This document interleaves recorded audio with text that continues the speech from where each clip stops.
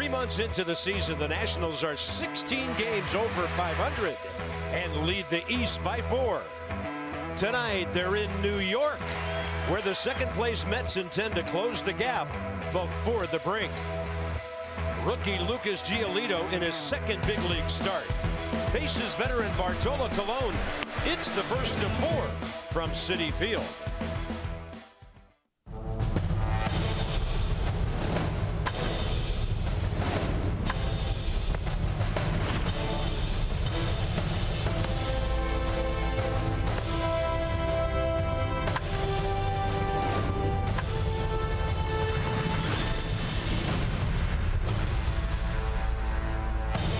Final weekend of baseball before the All-Star break. You couldn't script it any better.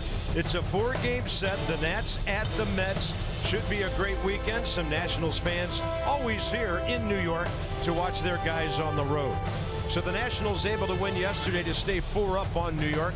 Marlins on the fringe of the race, but really it's a 2-horse race in the National League East. Bob and FP, so many different stories on this weekend. Now we hear Matt Harvey may need surgery, will not pitch on Saturday. And tonight, it's one guy who was in professional ball, Bartolo Colon, against Lucas Giolito, and he was pitching when Giolito was born. Yeah, it's young versus old tonight, rookie versus veteran. We're fired up to see Lucas in his second major league start. He did such a nice job in his first start. He only went 4 innings because of the whole rain delay thing. It was this huge buzzkill at the ballpark, but he did a nice job. There's his first major league strikeout of the 96-mile-an-hour fastball.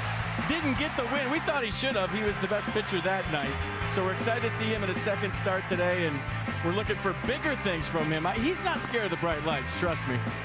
Yeah, speaking of bigger, did you see how little Gio and Roark looked walking next to him coming out of the dugout?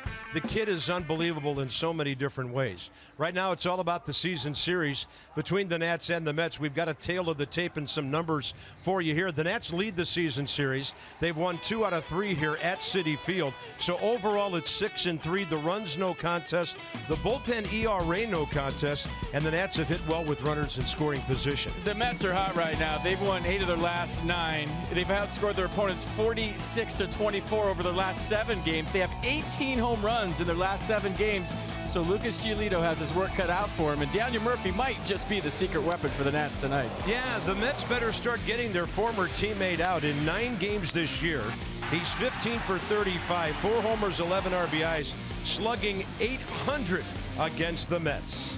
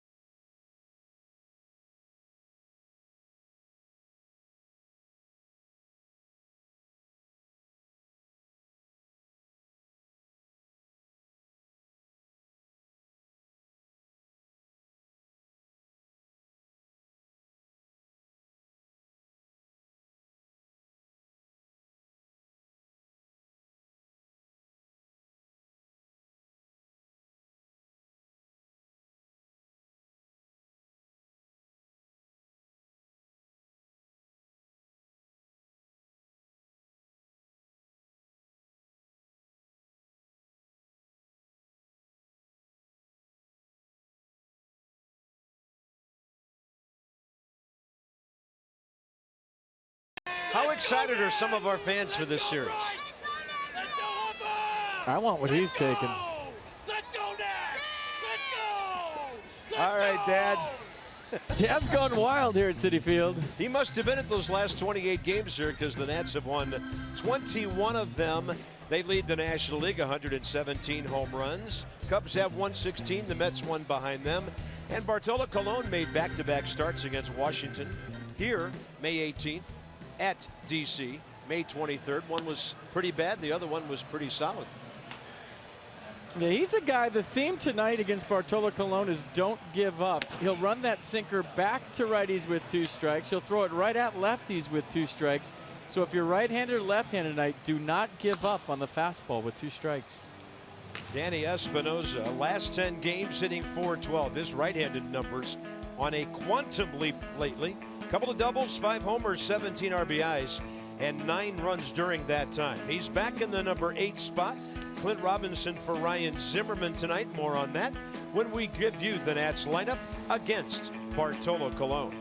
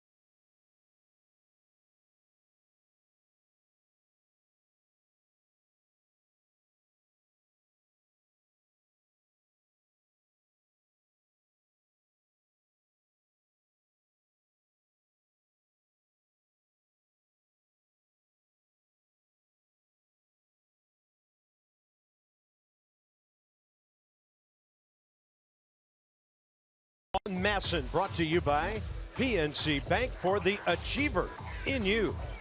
By Airlines for America, where airplanes land, opportunity takes off. And by Ocean City, Maryland. Let us show you a good time in Ocean City, Maryland. Book now at OCOcean.com. Craziest cameramen we've ever had standing in the middle of a New York street. Definitely not the smartest. Nats Mets, Washington 51-35. New York 46-38. Cloudy skies. We've had some rain just in the last few minutes here at Citi Field. 83 degrees at game time. It is quite muggy and sticky here in the Big Apple. Nats are 8th in the league in hitting, 5th in runs, 1st in home runs. Anthony Rendon likes it here. 337 at Citi Field in 25 games. Two teams that know just about everything there is to know about each other. Ryan Zimmerman felt something after a swing yesterday, so he's not in the lineup. And Clint Robinson gets the call at first. And here's Bartolo. Total against Montreal and Washington, 10 career starts. You saw the fastball percentage, 88%, but it's not the same fastball. He'll sink it, he'll cut it, he'll throw it high, he'll throw it low. You've seen Bartolo Colon. He had his 225th career win last start, on the second against the Cubs. Gave up just 2 runs in 6 innings of work. Struck out 5, walked 3, threw 100 pitches, 66 for strikes. Here's a defense for the Mets behind Colon. Nimmo, Cespedes, Granderson in the outfield. Cabrera, Reyes left side, Walker Loney right side, and Travis d'Arnaud behind the plate. Mets are 6th in the league in defense. Jose Reyes is back in New York. He's a third baseman now. As Drupal Cabrera is the guy at short for them now. So Reyes in 2 games, 2 for 8, couple of doubles. 13th year in the big league for Chad Fairchild. He's got the plate. Toby Basner, 5 years at first. Jim Joyce, the crew chief. He's out at second base, 27th year. There he is. And with 19 years over at third base, Marvin Hudson. Here's Revere, first pitch of the game. Upstairs. Right on time at 7:10.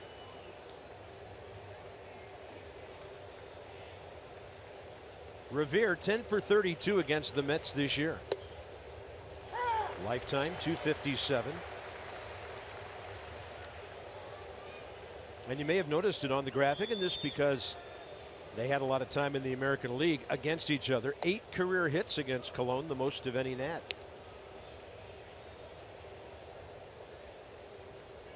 Ben 297 his last 24 games. 2-1 pitch, and he gashes one. Right field line, fair ball into the corner. He'll touch and go to second. The ball deadens on Granderson. So Revere going to third, and he is in there with a leadoff triple. And Reyes had to scramble to get the bounce on that throw. Ben Revere, 4th triple of the year.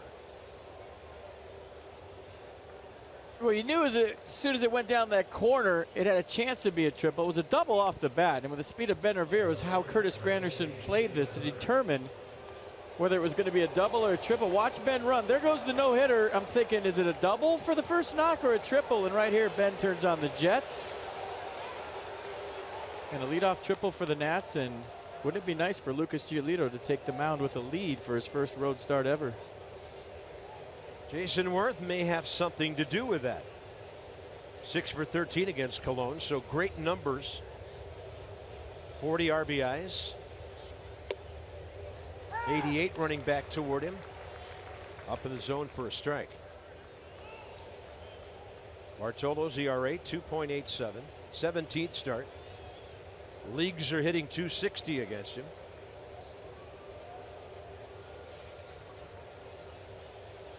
Darno sets up in. Worth ground ball left side, and with it being close to Revere, he stays. Jose Reyes, 1 out.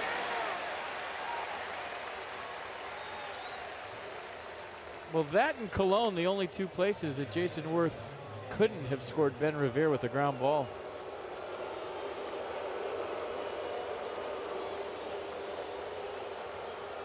Murphy booed loudly, and I'd boo him too if he was 15 for 35 against the team I root for. It's not like he took a better offer from the Nats. The Mets didn't give him an offer, so how can you boo a guy that helped you win a National League championship? 15 hits, 11 RBIs against New York. And I tell you, just being brutally honest about it, for the last year or two when we came up here, all we heard from different people in the media was how bad Daniel Murphy was playing. You know, he'd get his hits here and there, but they just killed him as a second baseman. And it just looked like they been ready to move on for quite a while. The Nats very happy they did.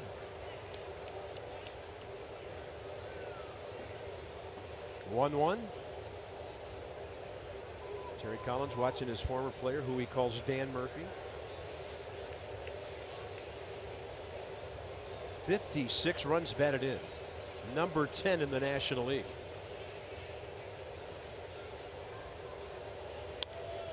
This will be out of play, left side. So this is a few highlights of Daniel Murphy. His first time back as a New York Met, saying hi to Kevin Plawecki, and then going deep after he said hi to everybody. Said hi in a different way with the barrel of his bat. I think that's the way you do it, right? That was back in May when the Nats were here.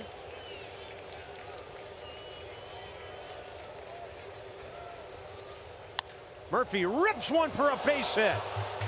The Nats on top on Murphy's 57th RBI.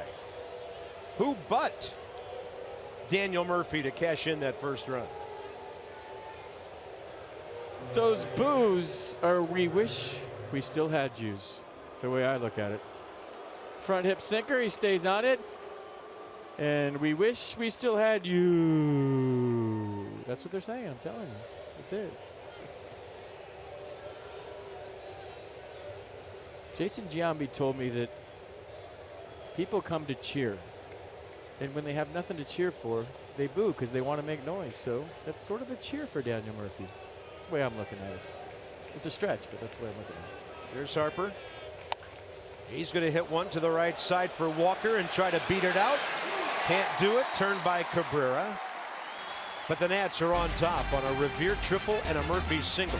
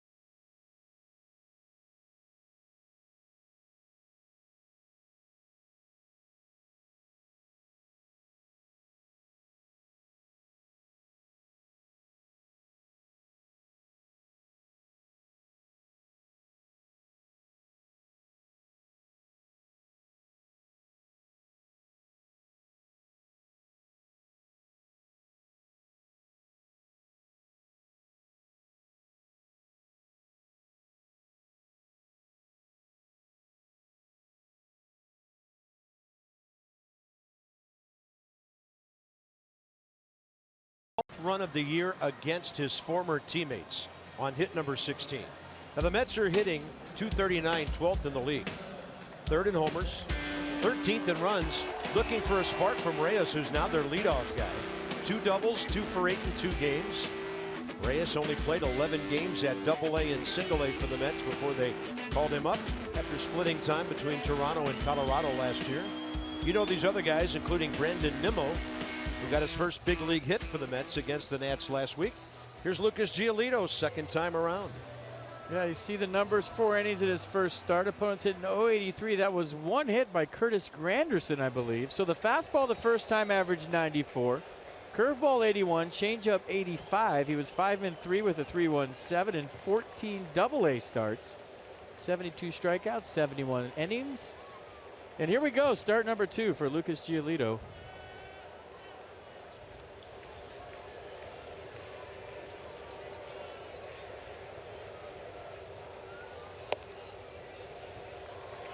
Reyes' career against the Nats, .287, 47 RBIs.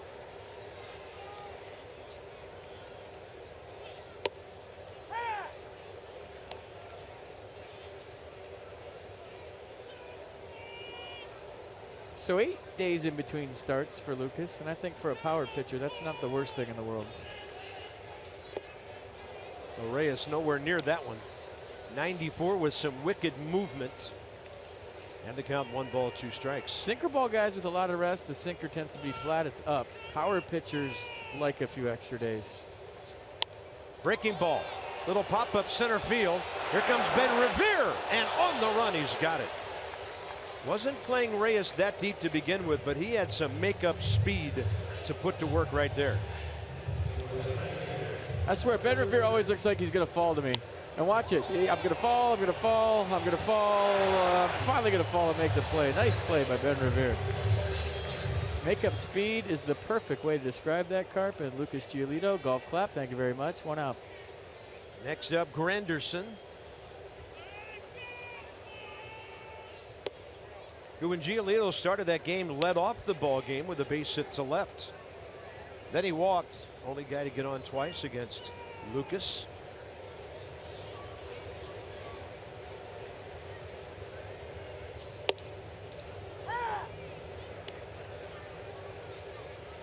Just a casual 96 for strike 1.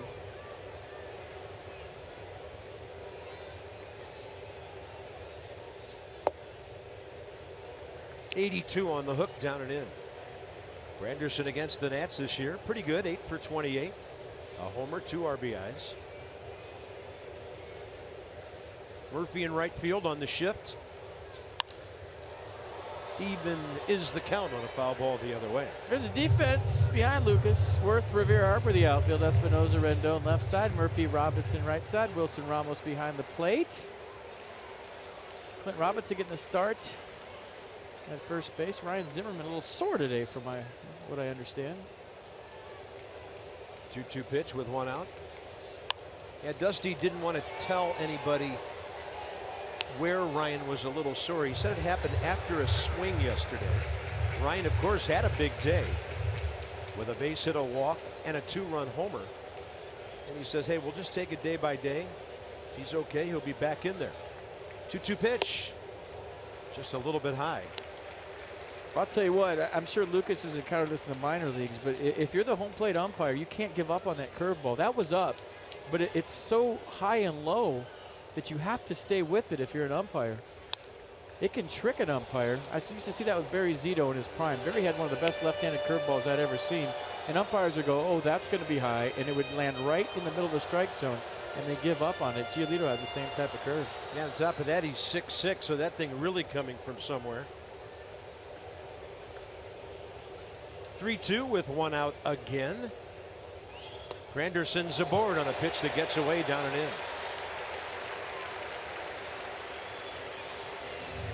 Jeep takes us inside the numbers on the pitching matchup. So look at Lucas Giolito, born July 14, 94. He's got a birthday coming up in a week. And Bartolo Colon in 73 made his major league debut less than 3 years after Lucas was born. A 483-to-1 career start-to-start ratio. Colon was in his first pro season in 1994 for the Burlington Indians of the Rookie Appalachian League when Lucas Giolito was born. Age is a number, Bob. That's all it is. You telling me? Here's Cespedes. 0 for 1 with a walk in that game against Giolito. Rips one. Picked by Espinosa. And he loses the potential for both runners. Ball hit extremely hard. If he gloves that, the inning's over. Well, it would have been an easy double play, but catching the ball was not the easy part. That ball was hit right on the nose by Cespedes, who has one of the highest exit velocities in all of baseball, and that's a perfect example right there. Daniel Telly should have made the play, but that wasn't easy. They gave it a hit. Yeah, the longer that went, obviously there was some debate in the press box. And they're going to go with the hometown call and give him a hit. Neil Walker, the second baseman, is next.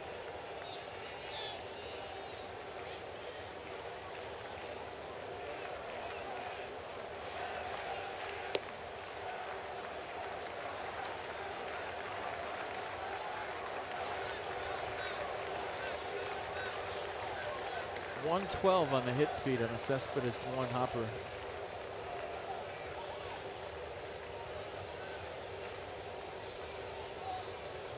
Espinosa right there with Granderson.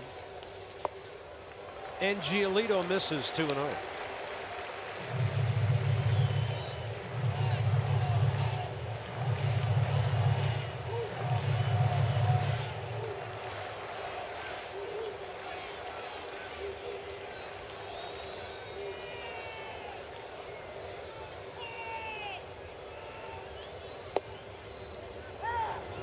Good test for the young right-hander. You're on the road, you're playing against your rival, you have a 1-0 lead, you think you're out of the inning with a double play. All of a sudden the crowd here at Citi Field getting into it. Your first game on the road as a big leaguer. What do you got?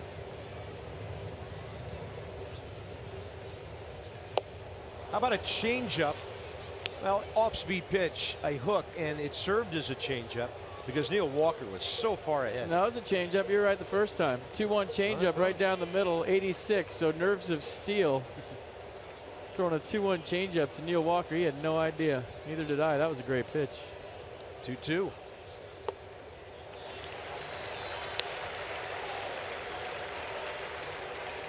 So a walk. An infield hit. Now another long count. Nats have turned the third most double plays in the National League, 84.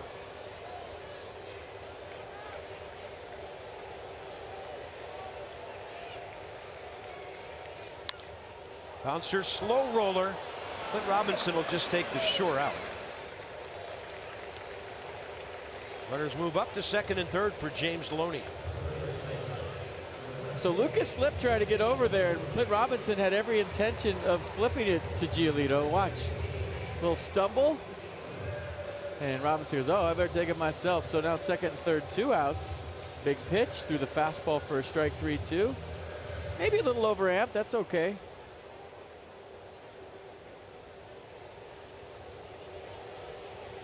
Loney 0 for 2 in the Giolito start at Nationals Park. Asdrubal Cabrera on deck.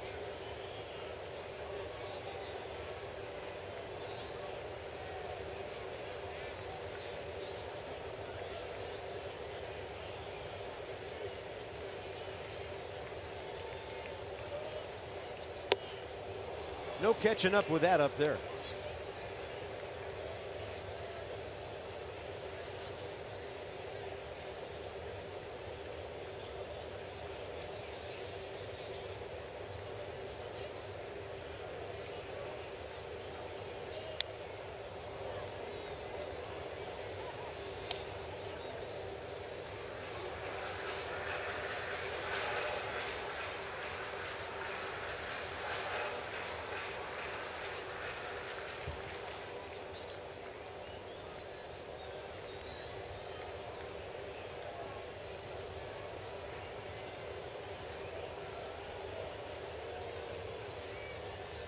Goes right at him, strikes him out looking. 3-pitch see ya, how about that? So put to the test, and for the first inning, he gets an A-. Tells you how good he might be later. Tough grader.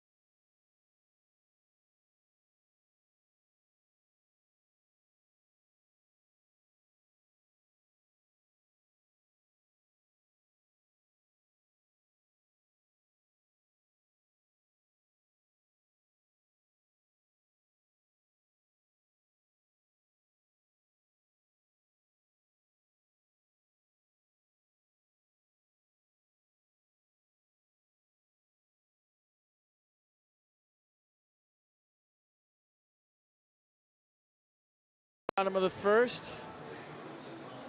I was getting nervous watching him, I have to admit. Join us for our first Budweiser Bud and Burger music party on Saturday, July 9th at Nats Park, featuring 80s, 90s, and 2000s cover bands playing live music from noon to 5. Tickets are $20 in advance or $1 million at the door. Your music party ticket includes 1 Bud and 1 burger. Visit nationals.com/budmusic for tickets. I was watching him. He stumbled getting over there on the comeback, or in the grounder to first, and then the umpire threw him a ball and he missed it. I only gave him an A- because of the walk. Yeah, all right. So, like I said, you're a tough Now, if we grader. grade on the curve, it's an A+. Zero's a zero. That's which an all A+. of us remember from college. Here's Ramos. You remember college? Barely. Right side, Neil Walker. Wilson Ramos up there, first pitch swinging. And he's only 2 for 17 now, career against Bartolo Colon. Clint Robinson, the only Nats batter who's never faced Bartolo. But he is hitting .293 career against the Mets with a homer and 5 RBIs.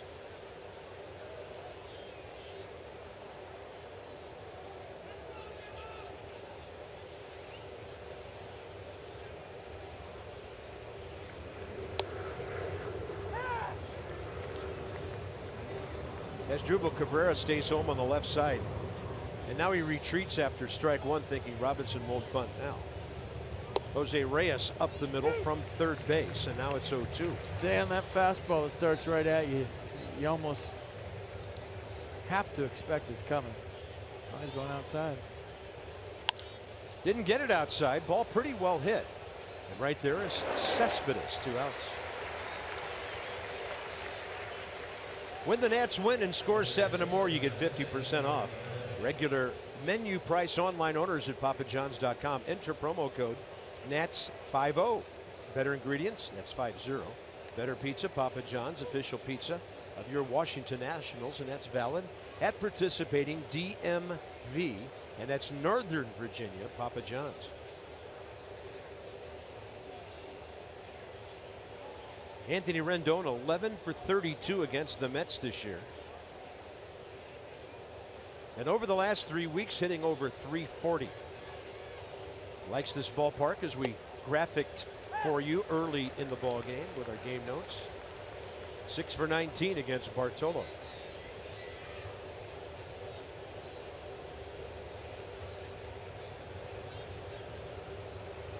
Citi Field seats 45,000. Big crowd here tonight.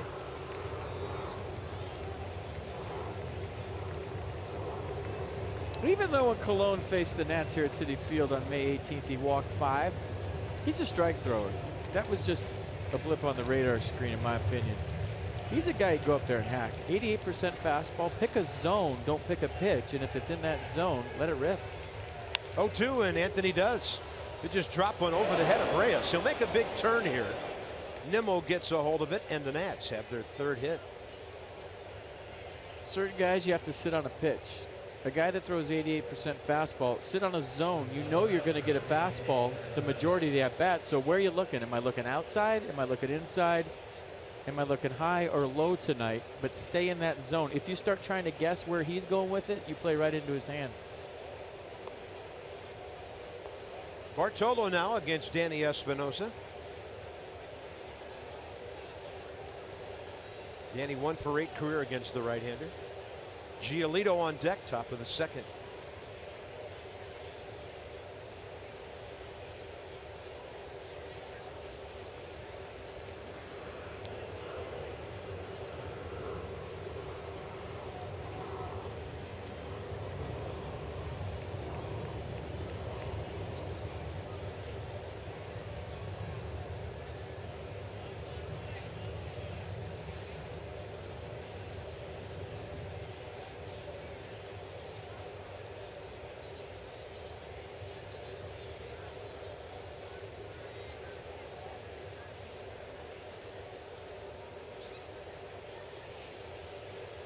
Espinosa to short.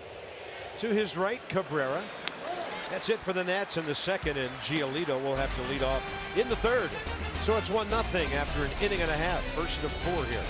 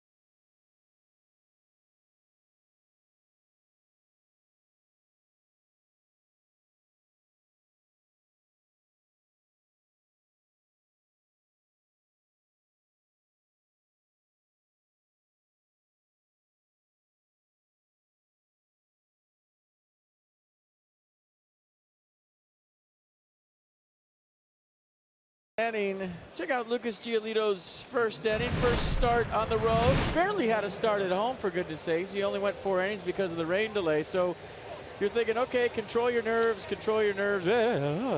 Wait, that's okay. The first time you play in New York, I don't care if you've been in the league for 3 or 4 years, it's a different animal, a different experience. He got out of it, little smile for his pitching coach. And I love, and I mean love, the way he went after James Loney. A 3-pitch see-ya, all heaters. He did not mess around.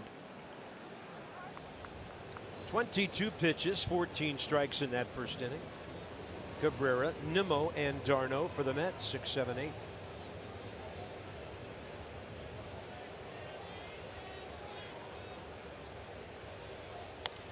First pitch, Papa out of play.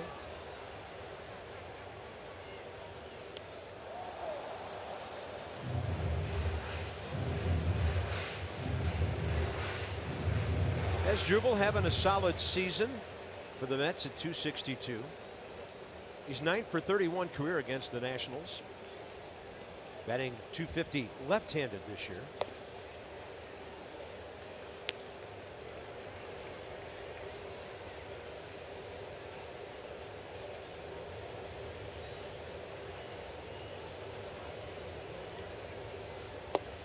That curveball is nasty. I was shocked that Reyes put the first one he threw him in play. That started over Jose's head, and he still put it in play with 2 strikes. 2-1 pitch.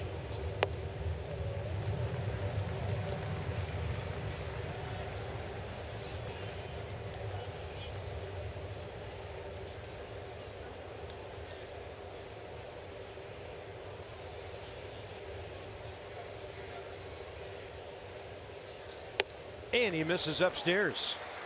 First 6 batters, 2 bases on balls by Lucas Giolito. And the rookie Brandon Nimmo is next.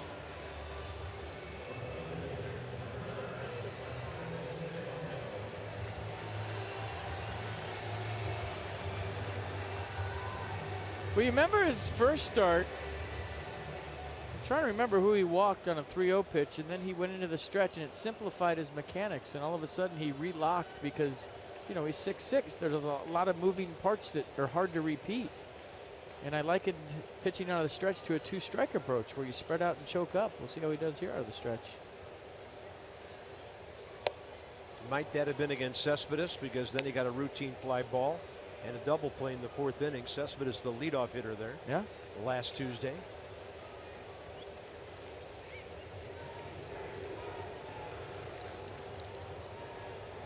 Nimmo 9 for 33 in 10 games, off to a good start as a big leaguer, hitting .273. He was 4 for 12 against the Nationals in that series. From Cheyenne, Wyoming. Called up June 25th after hitting .328 at Vegas with a .409 on-base percentage. Nats fans might be interested to know that Roger Bernardina is playing there for the Mets right now.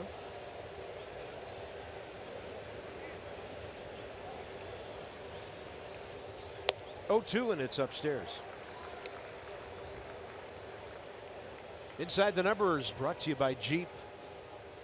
And the Mets at home. And they were really not looking forward to this homestand. So they sweep the Cubs 4 in a row, 2 out of 3 against the Marlins. Some of the good plays started before that.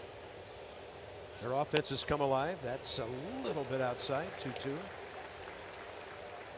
The last 7 games, they've outscored their opponents 46-24 with 18 home runs in their last 7 games.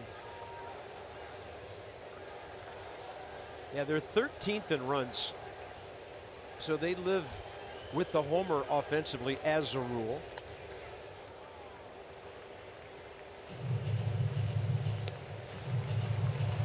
Just a quick analysis on Lucas. If he throws that curveball for a strike, then the Mets have to swing at it when it's a ball. He hasn't established it in the zone yet. It's got so much break to it, but you know, right now he's pitching with fastball changeup. If he can throw that curveball, look out. Now he's got all 3 in the zone.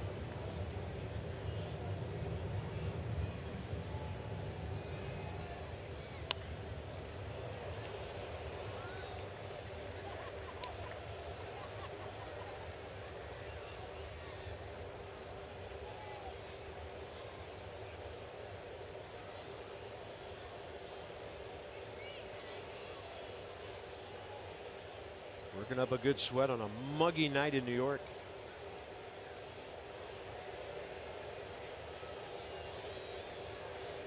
Revere well toward left center.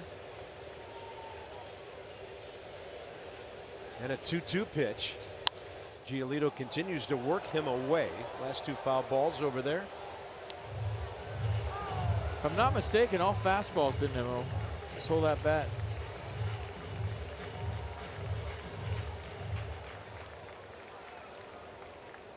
There's Mercedes-Benz tracking the entire at-bat. 7 heaters. There was 1 ground ball foul, nothing low enough to get a fair ball and a potential double play. But I mean, we're talking about a guy who's a power pitcher.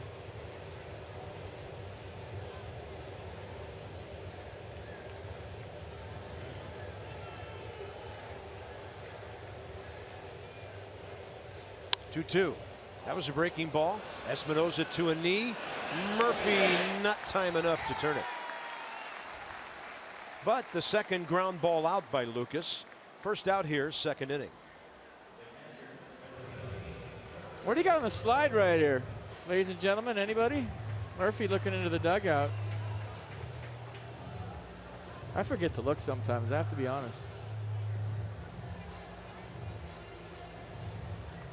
Murphy's talking right now to Jim Joyce about it.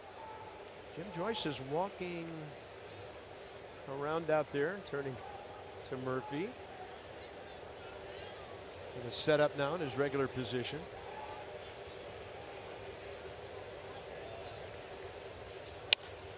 That ball to the right of Espinosa to second. Brilliant play for the second out. Nimmo retired on a fantastic 6-4.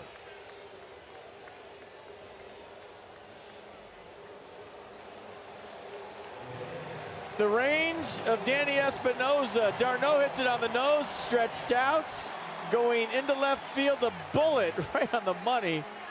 And you see how Daniel Murphy received this like a first baseman. The good stretch by Murphy just gets Nimmo, who can run. Ball stuck perfectly in Espinosa's glove. And Lucas Giolito digging it, so are we. What a play by Danny Espinosa. Here's Bartolo Colon. Up and in. Mets fans thinking Giolito's brushing back a power hitter.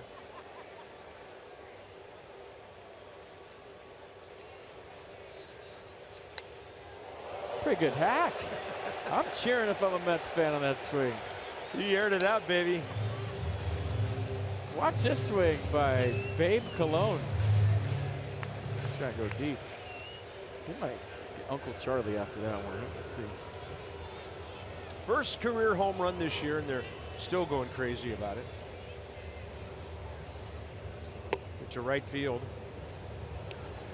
Off Juan Nicasio of the Pirates.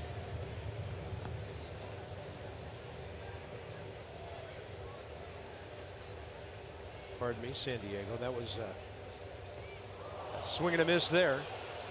That'll do it. So Giolito drops the big hammer on him. 2 Ks in the game, 2 scoreless innings. He'll lead off top 3.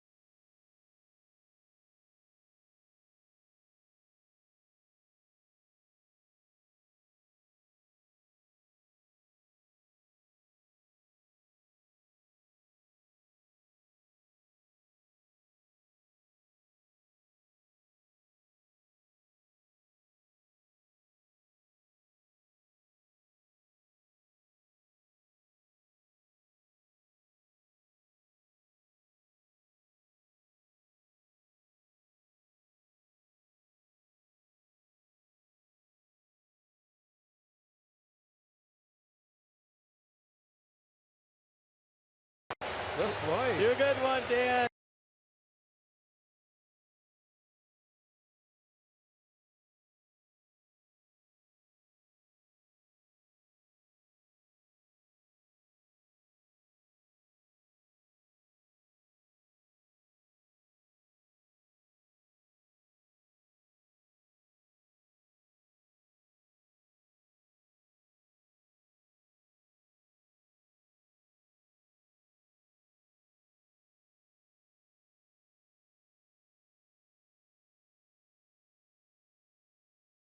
In New York, Lucas Giolito will get his first at-bat after 2 scoreless innings against the Mets. Giolito's first 2 big league starts have obviously now come against New York, but Giolito told me yesterday that he doesn't really see that as any major obstacle.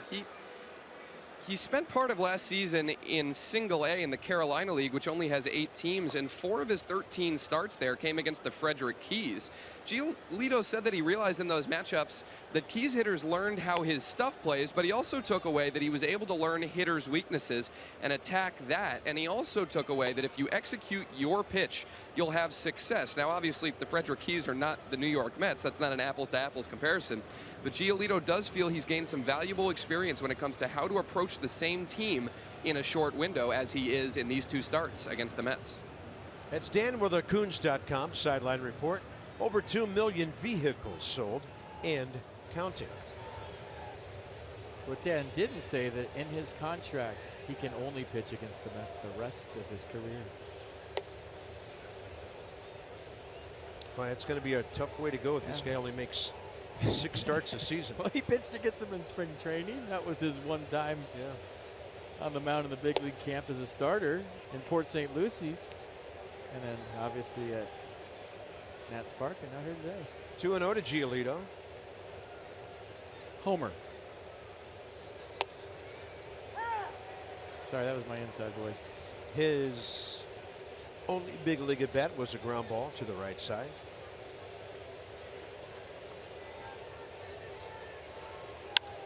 And this one to the shortstop, coming forward to get it as Drupal Cabrera, 1 out.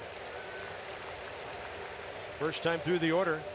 The Nationals go 3 for 9 with a Revere triple and a Murphy RBI single. In shocking news, Dusty Baker has a bobblehead. With his first season as the Nats skipper, Dusty bobblehead day is on Tuesday, July 19th. They take on the Dodgers. For tickets, visit nationals.com/tickets to get your 42nd Dusty Baker bobblehead of the year. It's a good one. I like that one. He's got the toothpick, the glasses. It's dead on. Ben Revere triple, right field corner, first time. The one in LA was Dusty as a player. This is Dusty as a skipper.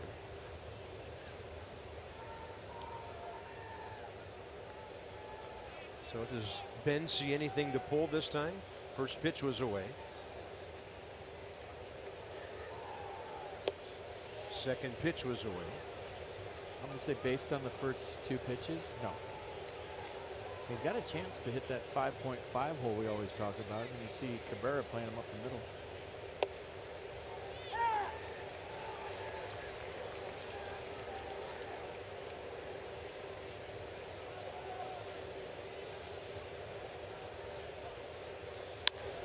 Goes the other way, hits it well. 1 hopper, Cabrera backhand, 2 down. Good swing.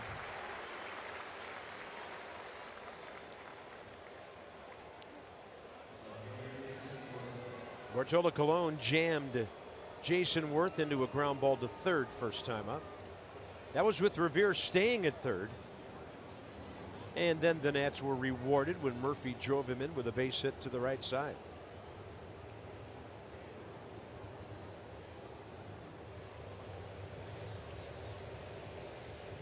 So since June 1st, Jason Worth has a .432 on base percentage. That leads the Nats and is 5th best in the National League. Worth and Rendon are both approaching .350 in on base percentage.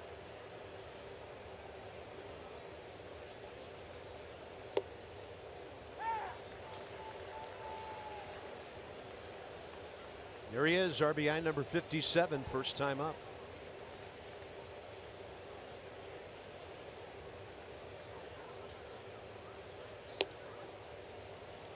Two and one from Colon.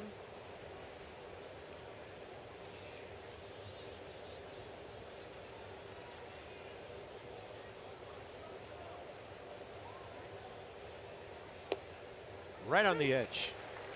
97% eaters. Not a whole lot of mystery going on about the pitch, maybe movement and location.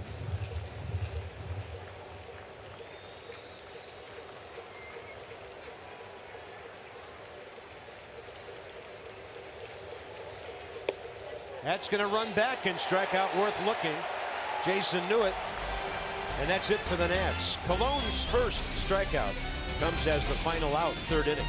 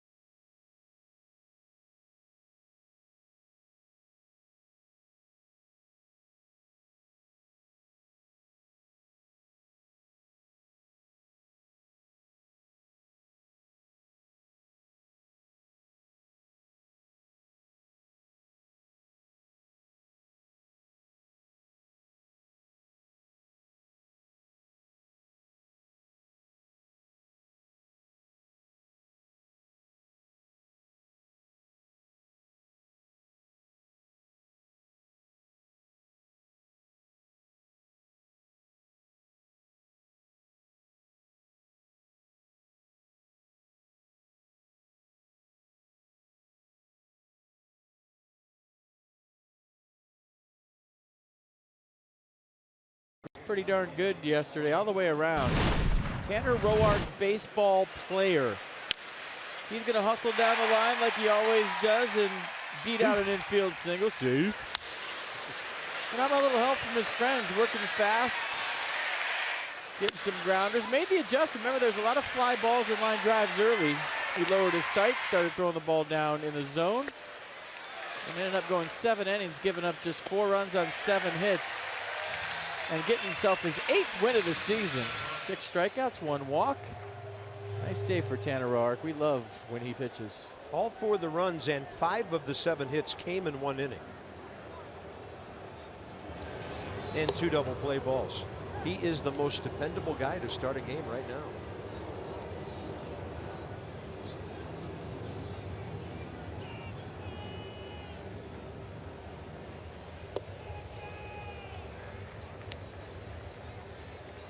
He's just consistent. You know what you're going to get from him every 5th day.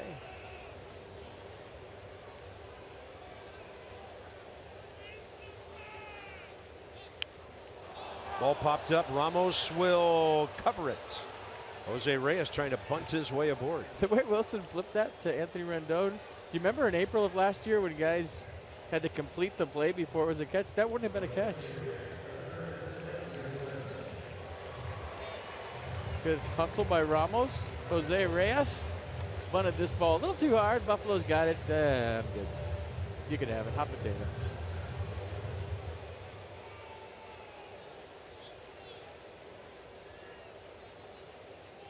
Granderson walked his first time.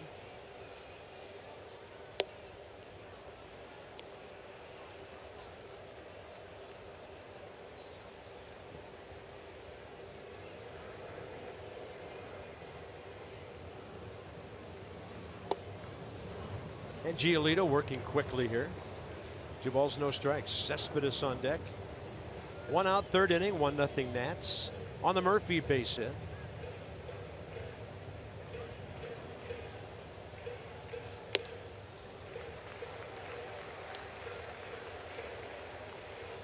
And he'll go to the back of the mound and get a quick breather here.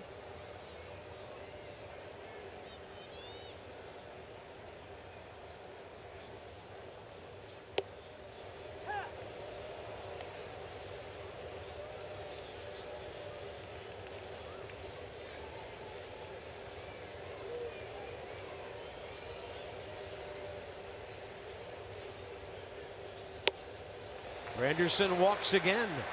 He's been on base 4 straight times against Lucas Giolito. 3 walks. 3rd of the day for the Nats right-hander.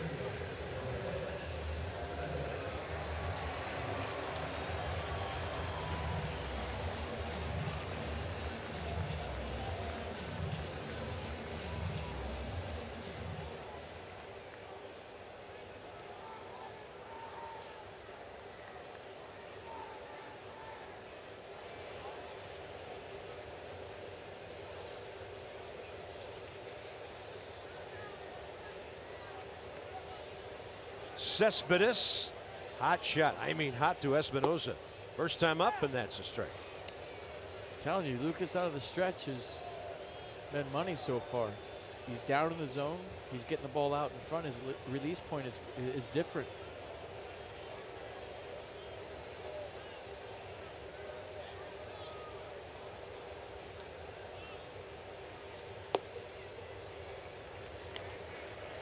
And as a big league hitter, until he throws one of those curveballs for a strike, when I see that rotation, I don't have to commit yet. I'm not going to swing. Maybe with 2 strikes, if for whatever reason I panic, but until you throw that first strike.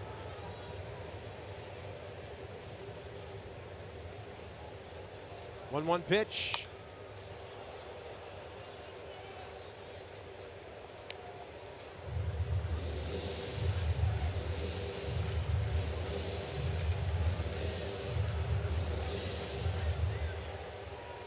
.76% fastballs. Last one was a good one. Lots of sink.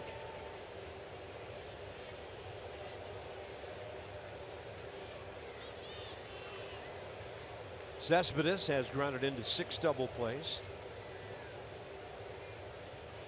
And a 1-2 pitch. Espinosa gets there to Murphy for 1. Daniel decides to hold on, and then he turns around and claps for his shortstop as Danny Espinosa is playing some kind of ball on the left side and up the middle on that infield. Well, he couldn't handle Cespedes' first bullet at him at 112 miles an hour. He's more than made up for it ever since with the backhand play going into the hole. And then this one up the middle. This looked like a base hit from where we're sitting. Danny Espinosa doesn't even transfer it to the bare hand, just shovels it with his glove to get the force out golf clap from Daniel Murphy. Highlight reel so far. Cespedes at first, 2 outs, and Neil Walker the hitter. Lucas Giolito now 4 ground ball outs. In his debut last week in 4 innings, he had 7.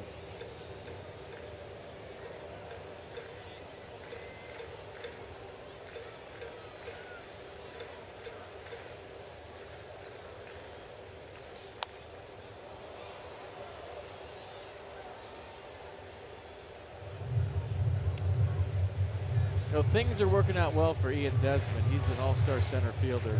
And there was some talk about maybe MVP talk halfway through the season for Ian Desmond, but Danny Espinosa has been some kind of upgrade defensively at shortstop, and that's just being honest.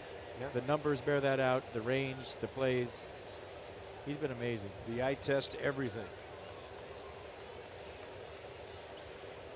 1-1 with 2 outs. Chopper, too tall for Giolito. Espinosa, little double pump there. That enabled Neil Walker to get to first. That ball just far enough away from the second base bag that Danny couldn't make that force play. Well, I think he's waiting for Daniel Murphy. If we look at it this way, he's thinking that's Murphy's ball, maybe that Lucas had it, and then the double clutch allows Neil Walker to get to first base. So that's a broadcaster jig. That's on me all the way. I'll take that one. They give Walker a base hit. James Loney. Not the same situation as the first inning. Second and third, 2 outs. This is first and second, 2 outs. This time he gives up the hit. Here comes Worth. Cespedes coming around, and the throw is offline. The game is tied. James Loney not waiting around that time.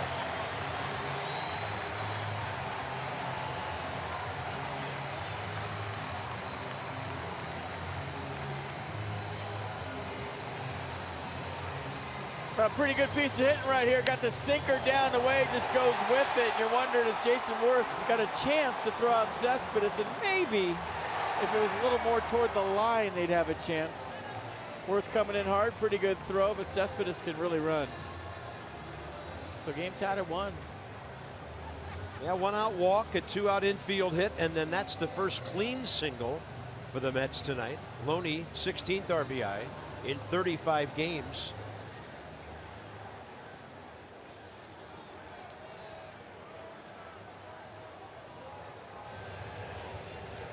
Now as Asdrubal Cabrera, Giolito walked him first time.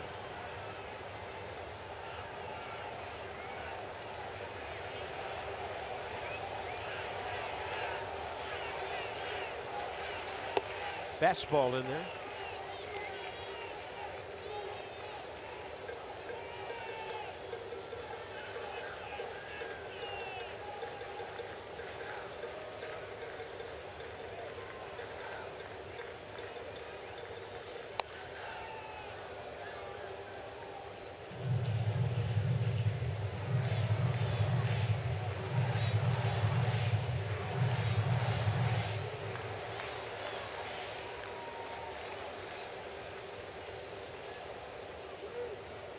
Into the 8 o'clock hour here, Citi Field. Tie ball game. Murphy in the first for the Nats. Loney in the third for the Mets. 0-2 pitch, and it's outside to Asdrubal Cabrera.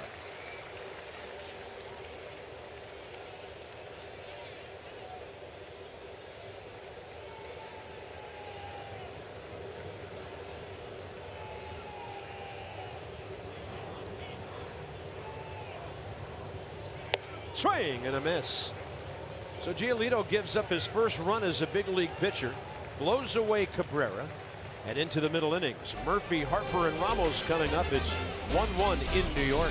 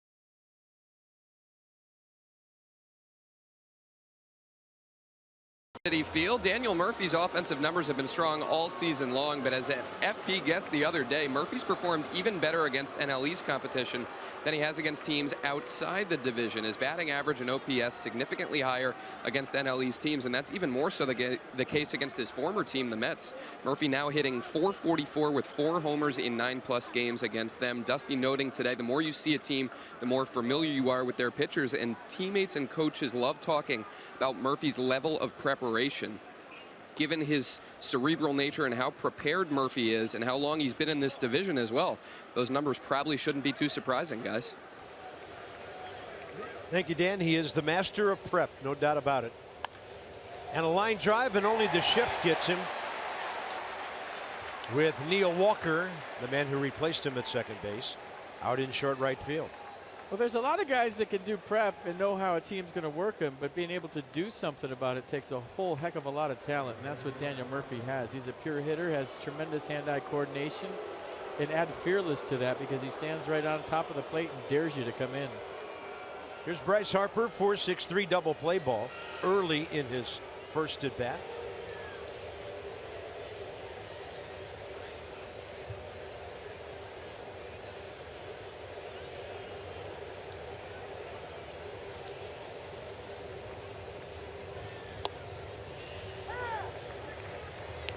Now 3 for 17 career against Bartolo Colon. Mets have pitched him pretty well this year. Bryce is 5 for 27 against them, but big career numbers in homers and RBIs. Target in. You know, he hasn't been getting around real well lately. And you remember that game where he stretched to get to first base and kind of rolled his ankle and fouled one off his ankle? I wonder how that's feeling.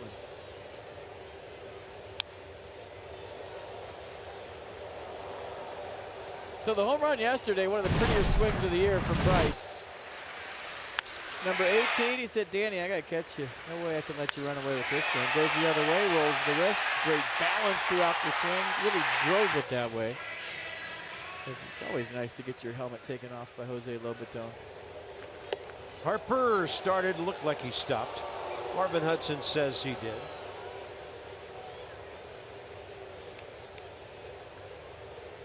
Taters by direction.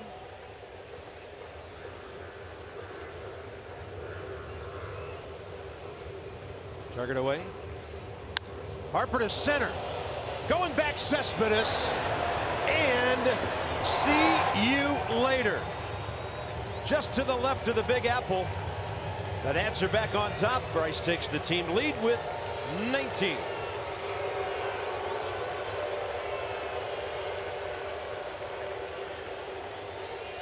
So add one to the center field ledger.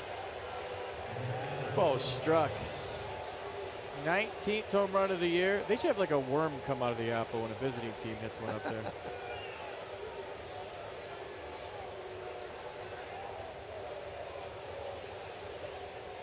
Well, the worm has turned and the visitors are back on top.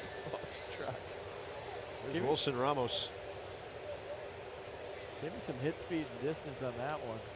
52nd RBI for Bryce. So his bat definitely coming alive. Harper last 30 games now. 6 homers, 18 batted in. There you go, 105, 423.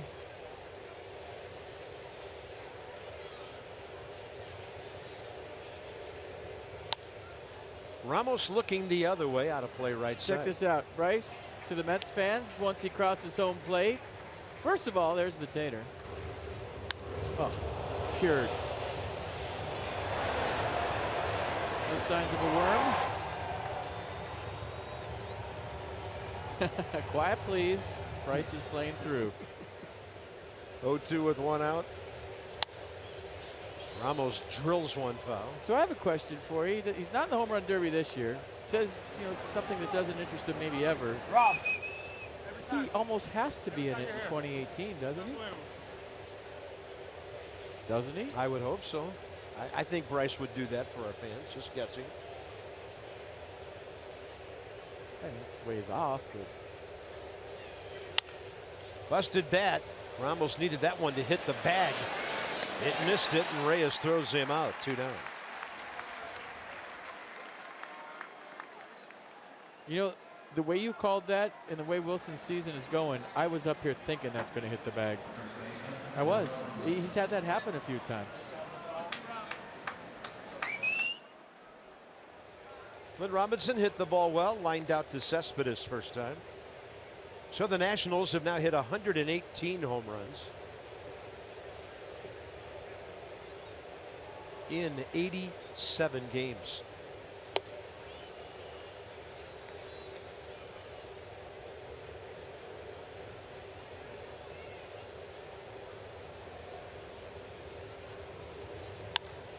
And Robinson hits one the other way that's carrying. Nimmo back. See you later. Clint Robinson opposite field. 4th of the year. It's 3-1 Washington.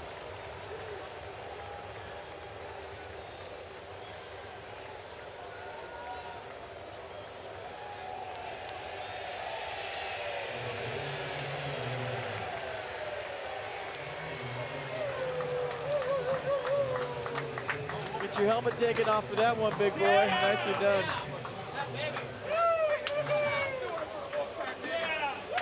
Ah, those were Wolfpack sounds we heard as he approached the dugout. Yeah, maybe a flaw at the end. See what we got. There it is. There's Rendon. He singled over Reyes down the line first time. So I like that. I like the way that's working. So Jose Lobaton takes your helmet off. You get a few howls from the Wolfpack as you go through, and then Daniel Murphy All-Stars there with a flaw at the end. Good stuff. Rendon spots the breaking ball way outside. 1-1. Bartolo Colon's now given up 12 home runs this year. He's in his 98th inning of work.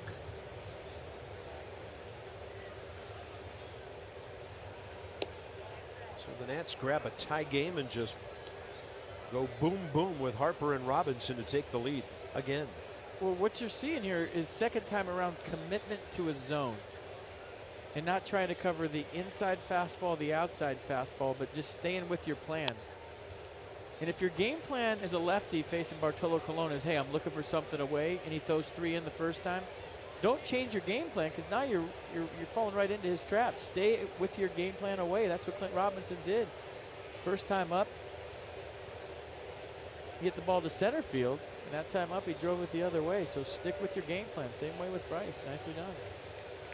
2-2 pitch. Rendon stays alive.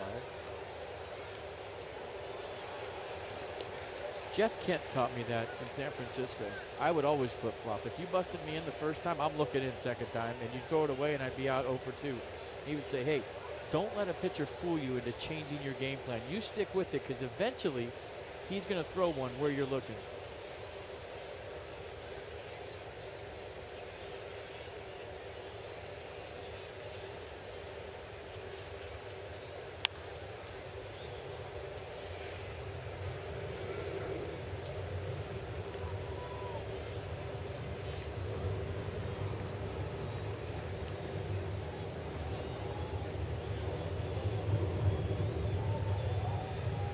So they got Bartolo over 50 pitches in 4 innings.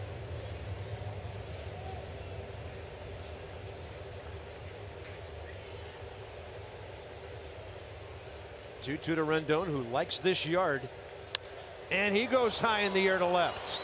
Nimmo scrambling back for this one, and it's off the top. That's a home run. That's over the orange line. It's signaled by Jim Joyce, the second base umpire, and the Nats have hit 3 in the 4th. Obviously over the yellow line and into the railing, or the orange line. See you later, practice. I mean, the ball is just staying in the air forever in these muggy conditions. Give the guy swinging a lot of credit. No, but you're right. Bryce's I knew was gone. Clint's I wasn't sure until it got out of here, and this one barely gets out of here, and the ball is seriously carrying at Citi Field tonight. Anthony Rendon's 9th home run. And there's your fly. You can hear it in the background. And look out for this guy.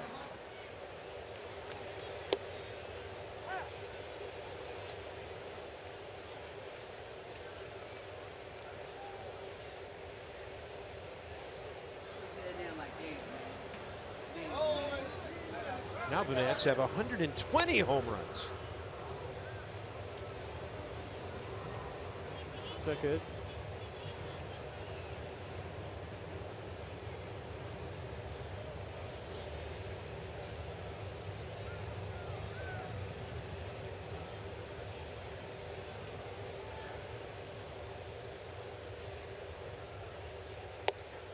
Danny went upstairs, couldn't get it. The DC Power Company makes a visit to New York. With 1 out, Bryce Harper goes straight away center field. Near the Big Apple, literally. 1 out later, Clint Robinson to left field. Going, carrying, gone. Anthony Rendon, and this one was really high. It's a 3-run 4th, and the Nats lead 4-1.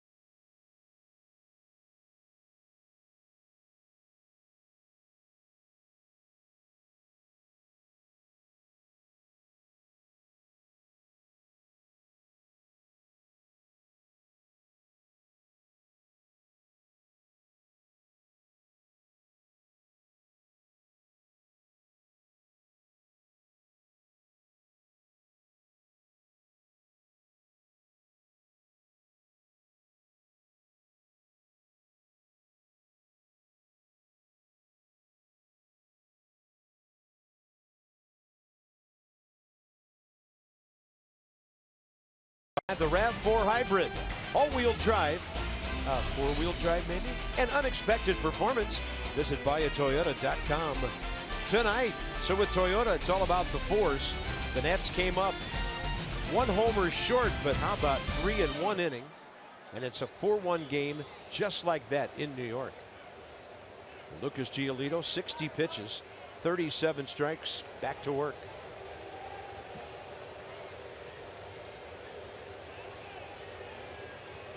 Nimmo on a ground ball first time. Fielder's choice, Danny Espinoza. Espinoza made a spectacular play to his right. Strong turn, a throw, a force out.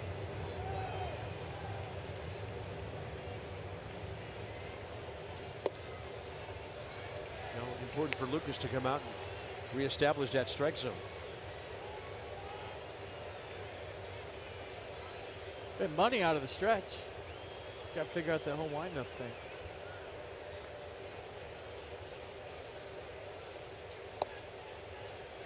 He's walked 3 and he's gone 3-0 here on Nimmo.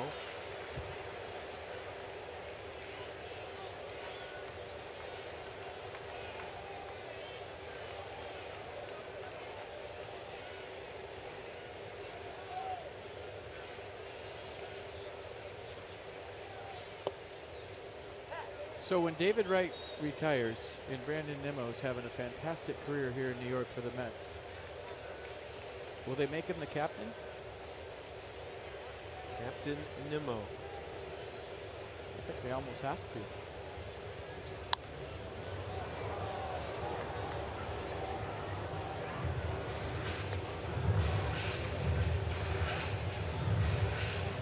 I like watching him play. He's always smiling. Whenever he gets a hit, does something good, he looks like he's having fun playing baseball. Nimmo.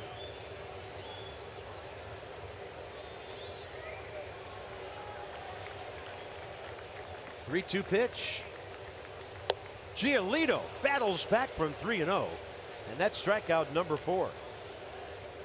Nissan will track it. Attack mode, going right after him with the heater, and that looks good to a lefty. Let me tell you, when it's up there around your eyes, 4-seam fastball, you think you can get on top, but when coming from somebody who's 6'6" right on top of you, it's actually playing a little more firm than you'd think.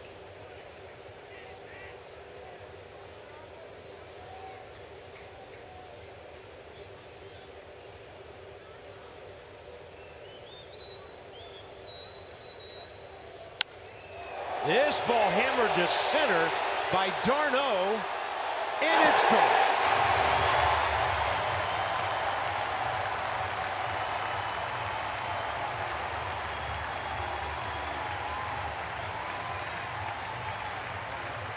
Travis d'Arnaud, second of the year, 4-2 game.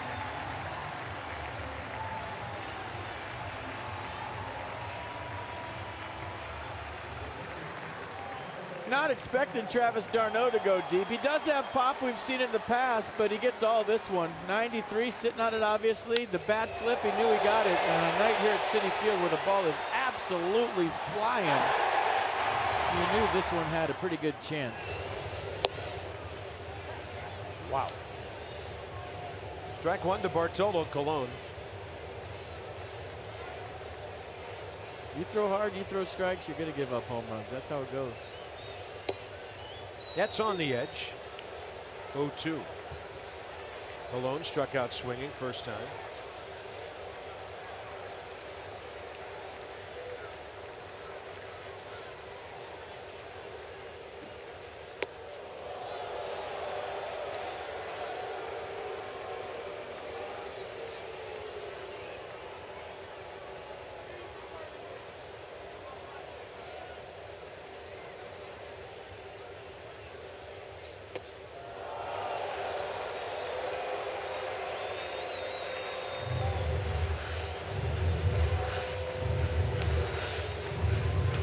Back on the back of the mound, got some rosin, trying to regroup.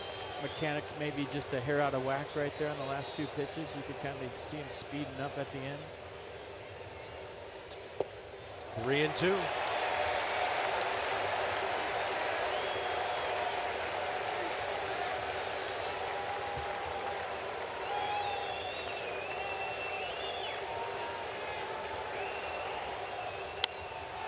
And Colon pops one a mile high. Ramos got rid of the helmet. Now the mask, and in front of the screen makes the grab. 2 outs here in the 4th. Tell you what, don't sleep on what a big pitch that was by Lucas. All of a sudden he gives up a home run. Citi Field crowds into it. His mechanics seem to get a little funky there on a few pitches. And on a 3-2 pitch to the pitcher, we've seen veteran guys get that mental block of throwing strikes to pitchers where they're walking. If he walks Bartolo Colon right there, this place erupts. That was a big out. Jose Reyes.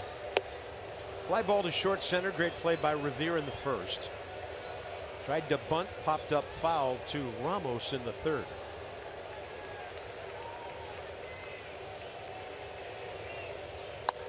And he just homered. That's going upper deck.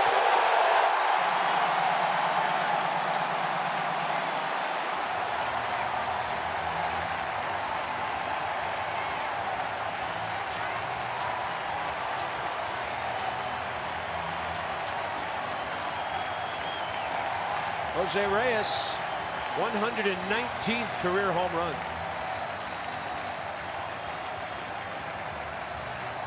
His 8th against the Nats.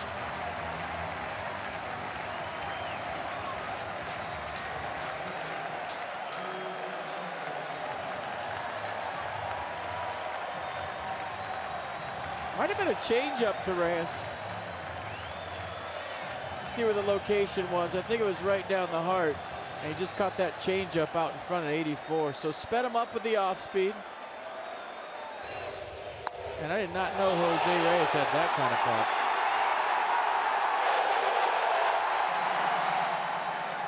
Hit 7 homers last year between Toronto and Colorado. So just like that, a 4-3 game, and it's going to be one of those nights here at Citi Field. Here's Granderson, who's walked twice. So the Nats go back-to-back for the 11th time in the top of the 4th. And the Mets have 2 of their own in the bottom of the inning.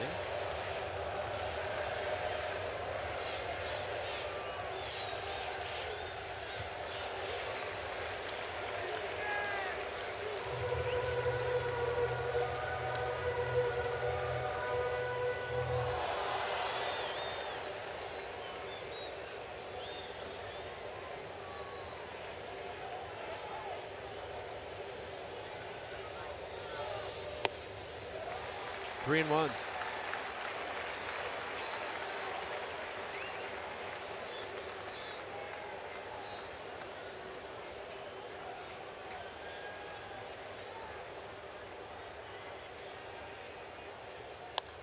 That ball scorched into the right field corner.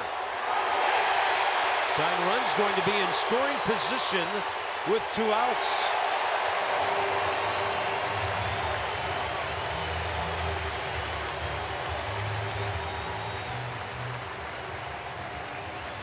Well, a few things going on here.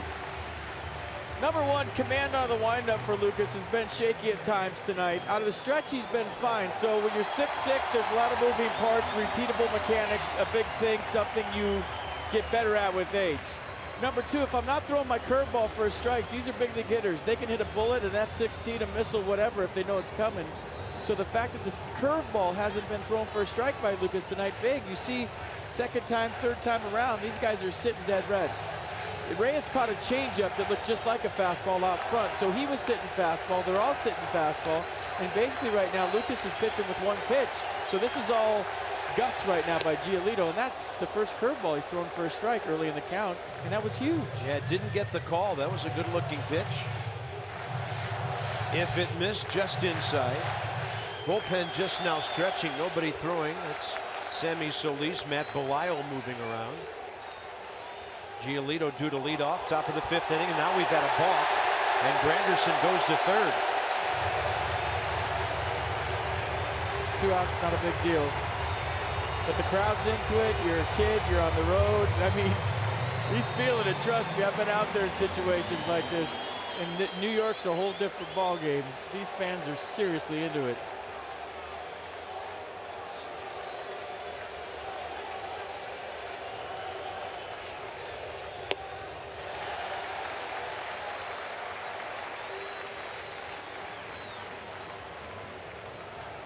And the older you get, the more you're out there in these situations, you learn how to slow it down. But when you're 21 and it's your second big league start on the road, it's not easy, man. Cespedes all in, and Giolito now has thrown 2 really good curveballs in the last half dozen pitches. This might have been a changeup again. Yeah, you're right. 84.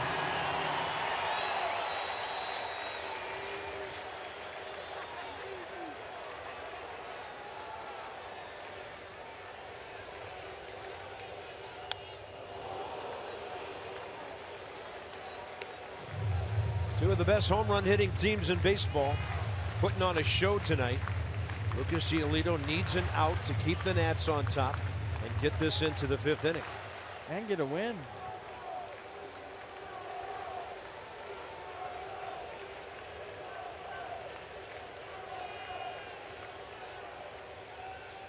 Two-two and fair.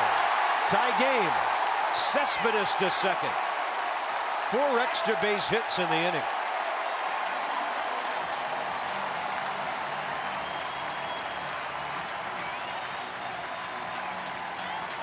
Hit it so hard, didn't have time to hook foul.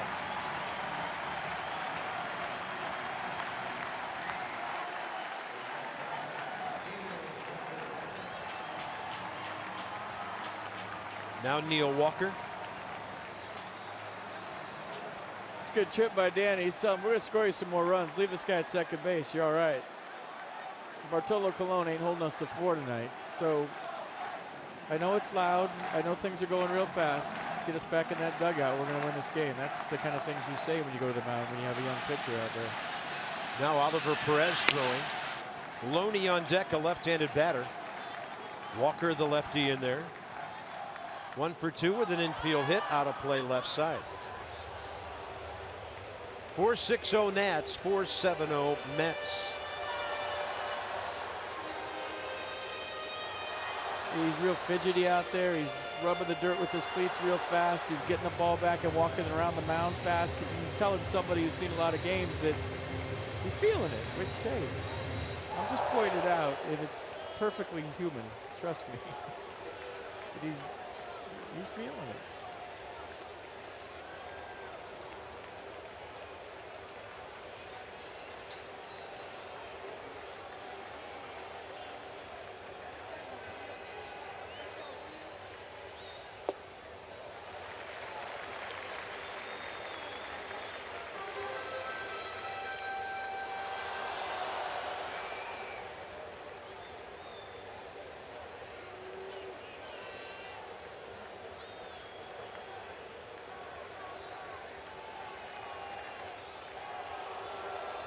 He had Cespedes stepping toward third.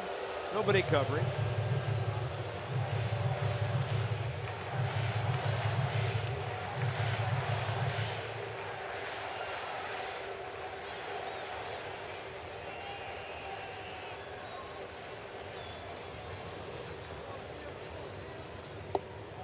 That's low, 2-1. That's a good pitch.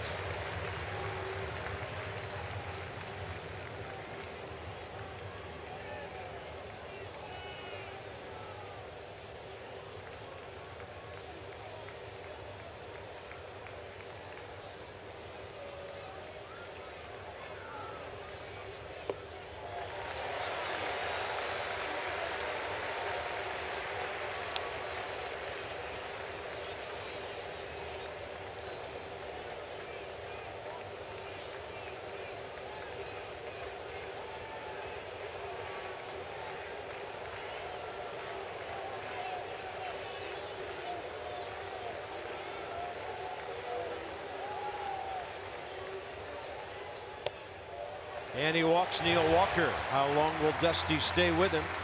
That's his 4th walk. Dusty's coming out, and that's going to be it for Lucas Giolito.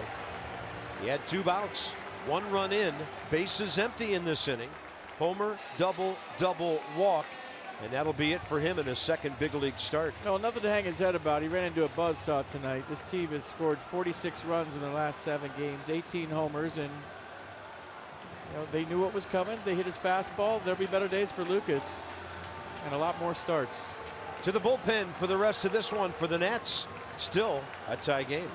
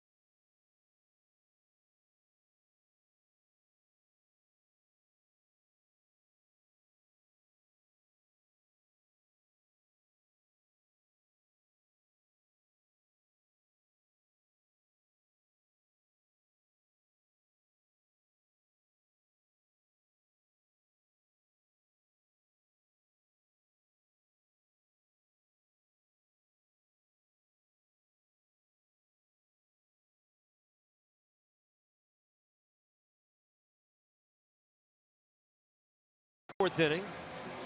Still a tie ball game. And with a runner at second, a runner at first, Oliver Perez will get the call. And for Oliver, 36th appearance, 4.09 ERA, in 22 innings, 28 strikeouts, 8 walks, 18 hits. Perez was a Met from 2006 until 2010. Signed a big contract here. Things didn't go great for him after a 15-10 season in 07. And he will face James Loney. And they've seen each other a lot. Loney 4 for 14 career against the Nats left-hander. Probably see a few sliders, drop down variety, fastball 92 for Oliver. Nice job of leaving guys where they're at. Loney big hit last inning. Cespedes at second, by the way. Walker at first. Tied the game with an opposite field single. They're running. Off-speed pitch and a double steal by the Mets. Cespedes on the front end. The Mets are the least running team in the National League.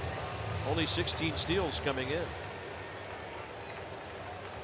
They filed that under ambush. He didn't even have a lead. And it surprised me, and I'm sure it surprised a few guys down there. There was a strike to Loney. Only the Baltimore Orioles, with 12 stolen bases, have fewer than the Mets.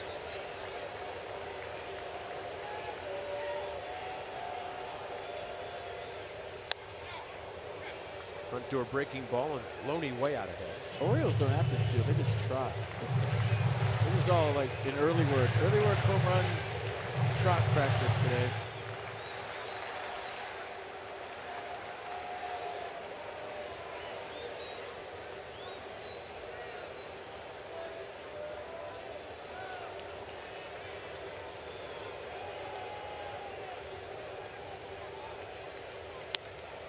And a pop-up. Murphy out. Harper behind him. Bryce coming hard, but Murph had made the call. So Lucas Giolito will get a no decision. 4-4 into the fifth. It'll be a long night.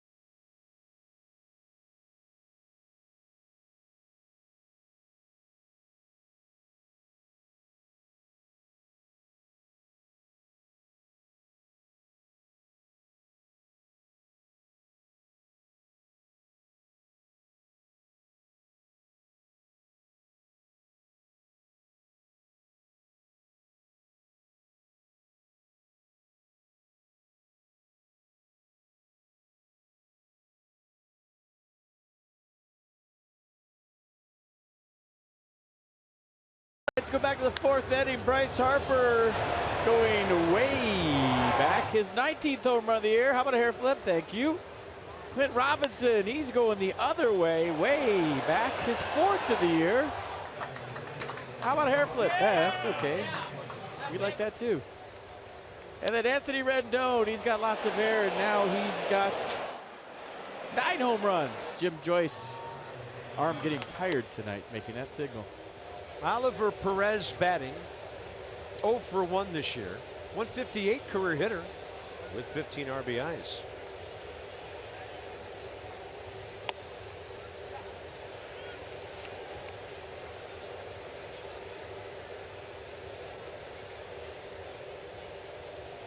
The infamous bunt at bat in the extra innings. When had the Twins let the ball go foul, they beat the Nationals, most probably. Picked it up, threw it away, and off they went. It's like we were watching a movie. That's a fair ball. Oliver Perez. It'll be a single. Stayed inside the bag, hit the tarp. And the Nats have their leadoff man aboard in unexpected fashion. Top of the 5th inning. Maybe he should have swung that day. It would have been a little less dramatic. Jose Reyes playing in. Bayou. Oliver Perez with a leadoff single here in the 5th. Nats trying to answer the Mets. It's cool. There's Ben Revere. Triple, a run, hard hit ground ball to short. And against Cologne, career 9 for 29.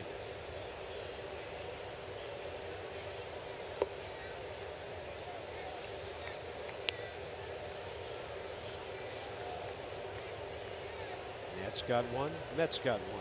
Nats got 3, Mets got 3. Here we are, 5th inning. Totals are even at 4-7-0 each ball club. And Revere trying to flip one to left out of play, 1-1.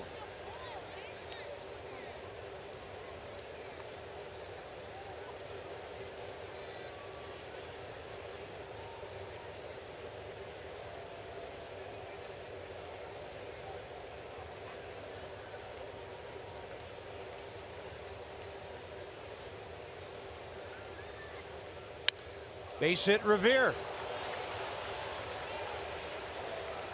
2 on, nobody out. Jason Worth next. Line moving in the 5th. Well, you love it seeing Ben Revere do that.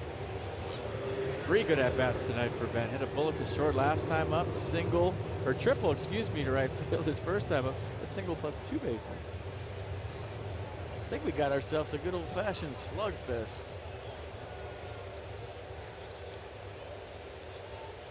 Possible the league's 2nd and 3rd best ERAs could take a beating.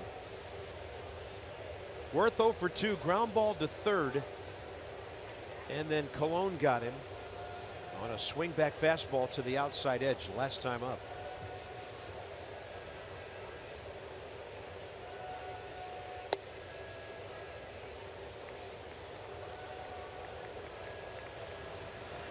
Well, a former Met pitching for the Nats and a former Nat warming up for the Mets, Jerry Blevins.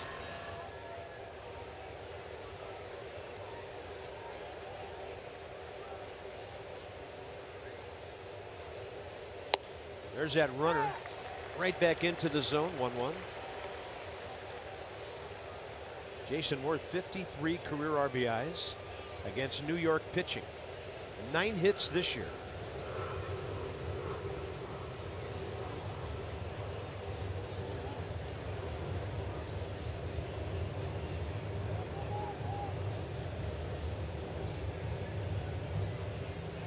Oliver Perez, obviously a stolen base threat.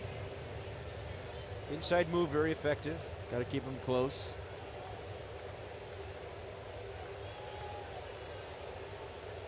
We're seeing if Jason Worth is thinking about a bunt, but I don't think I've ever seen Jason bunt.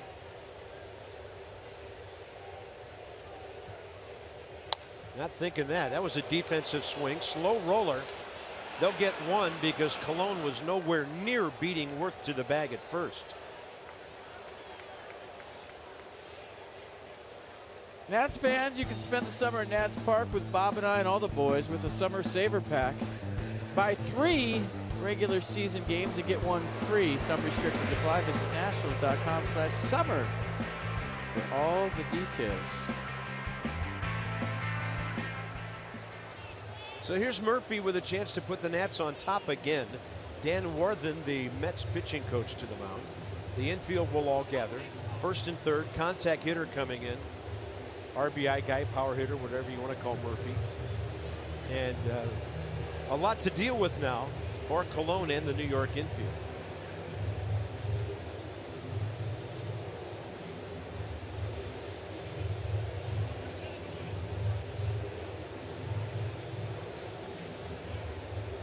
Murphy tonight, an RBI single slammed by Neil Walker in the 1st.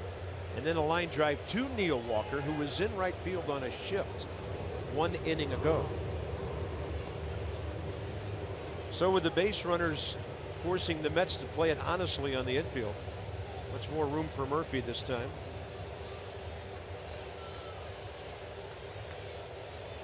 Is it 2 balls hard to the pull side? Do you think Colon's going to challenge him in here? Nope. Careful. Could be upper deck on a night like this. I'm in.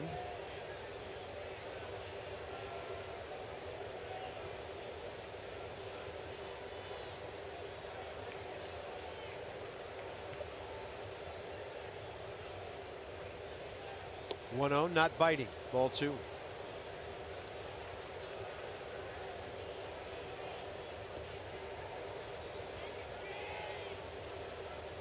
(16 for 37 against Mets pitching this year. 12 batted in.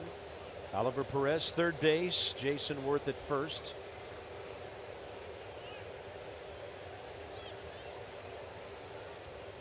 Murphy on that one. He's going to have to hustle. Mets try to turn 2. They do. Close call at first. Nats will take a look at it. James Loney ain't flying off the field right now. He's kind of hanging out, and that's telling me a lot. If a first baseman who sees these all day thinks he's out, he flips the ball to the mound or throws it in the crowd and runs to the dugout. James Loney took about 4 steps from the bag. I don't know if he thought the Nats are going to review it for sure or that Daniel Murphy was safe. But based on Loney's body language and Daniel Murphy's, I think the Nats definitely have to look at this. It's a run. This is huge. It's a 5-4 game if Murphy's safe. This is a review that matters. How about worst slide?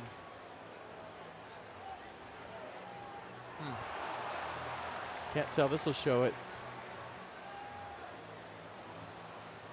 He's safe. He's clearly safe. I thought he was safe originally. I watched the replay, and it looks like he's clearly safe, especially the one they just showed on the jumbo board. Drawn screen thing. Watch.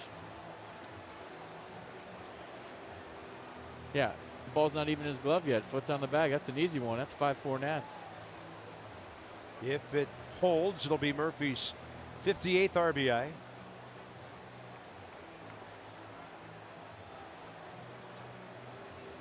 It's a local call.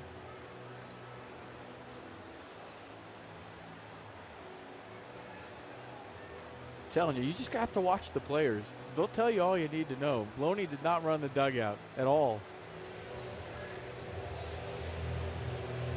Safe at first. You can see Jim Joyce read his lips. And now they're checking the slide. Oh, okay. Yes, they are. So you could read Jim Joyce's lips. He said safe at first, and now they're checking Jason Worth's slide. Now, do the Mets have to challenge to check the slide? Terry Collins is doing it right now as we speak. Oh, so many things going on.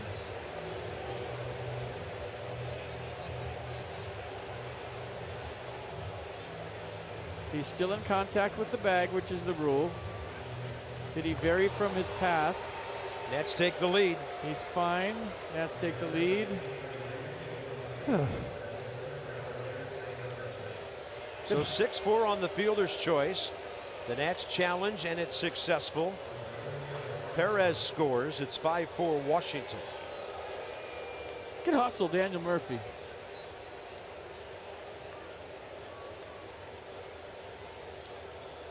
Now Bryce Harper. So who knows what might happen the rest of this inning. Straightaway center field home run last time up.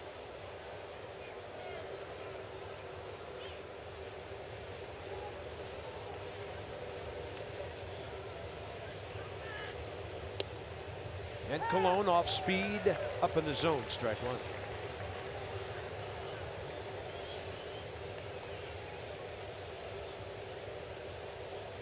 Tip of the cap to Oliver Perez, the sneaky leadoff guy in this inning.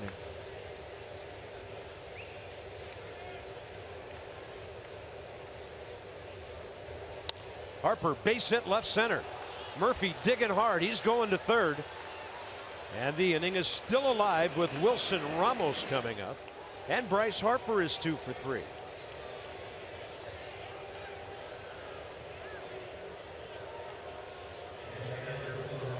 Jubal Cabrera playing up the middle. Bryce Harper sticking with the game plan, going the other way. Nice piece of hitting Bryce. And nice read by Daniel Murphy. He saw Brandon Nimmo going away from the play, and he says, I'm going to third. Good hustle. Daniel Murphy playing hard. Ramos 2 ground balls, 1 to the second baseman, 1 to third. There's a rally starter. I mean, what else can Oliver Perez do? 3 pitches, 3 strikes, and he gets a hit and scores. 4 more scoreless. Is that asking too much? Ramos, 46 runs batted in. That was just by his left shoulder.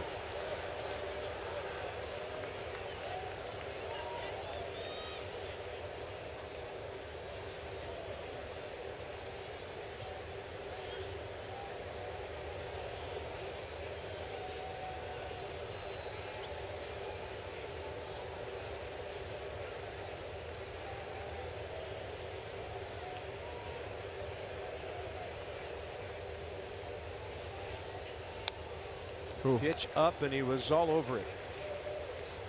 Bryce is looking to run at first base. And Wilson Ramos wants that one back.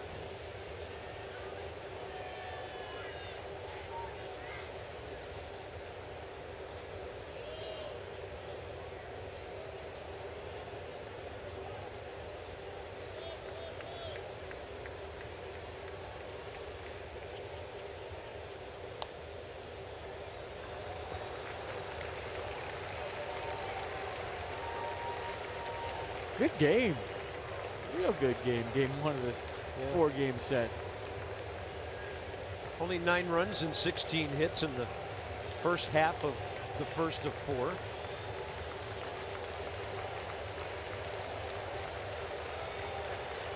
Ramos some funny contact on that foul ball. Now a battle for contact on 1 and 2.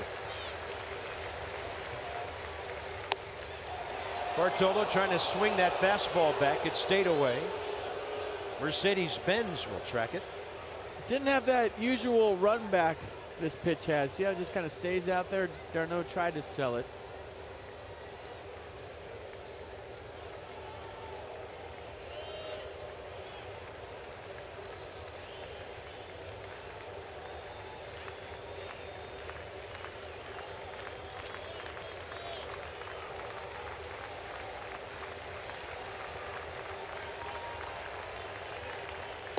And Ramos just spitting on that breaking pitch.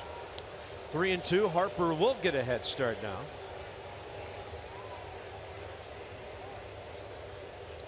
Clint Robinson, who homered last time, waiting.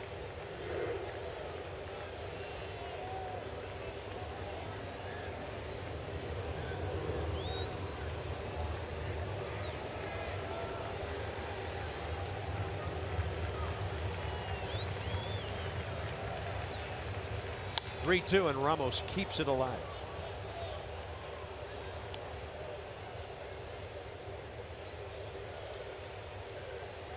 It's weird. I feel the same about Wilson as I do Cespedes. When he swings, I flinch. I think something loud's about to happen.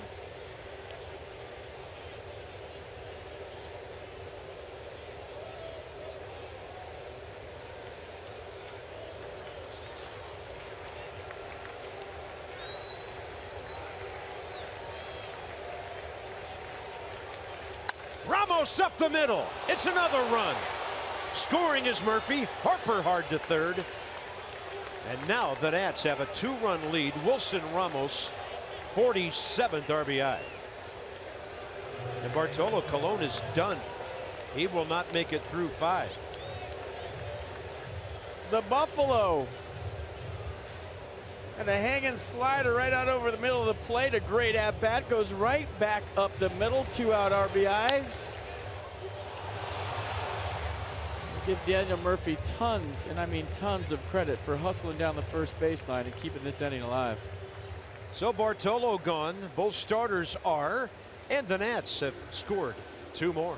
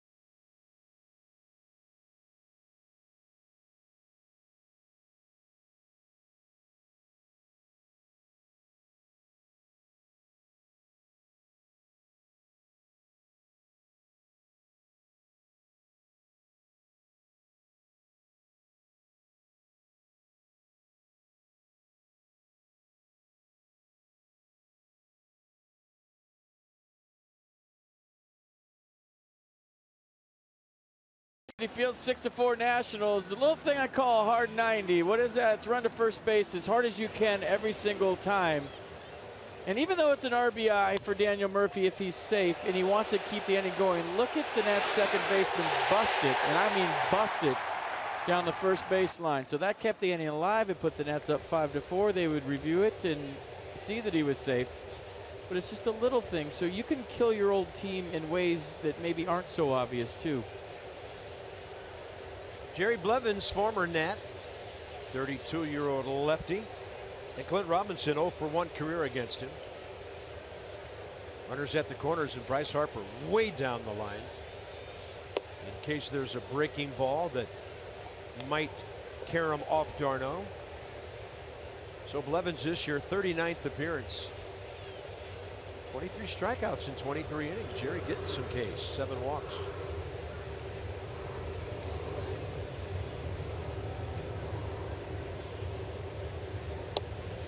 Robinson takes a strike.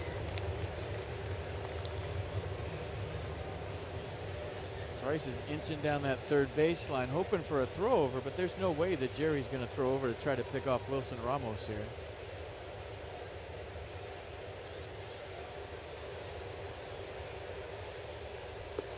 Way outside and scrambling is d'Arnaud, ball 2.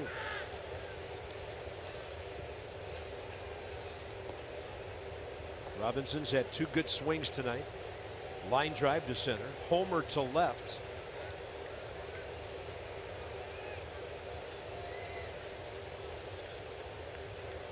Clint Robinson hitting around 300 career against Mets pitching. Not easy to do when you don't start much.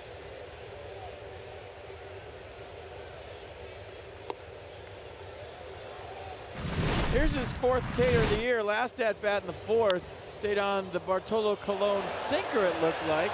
Rode it out the other way. Ball's flying here. Helmet off. Good take right there to get it to 3-1.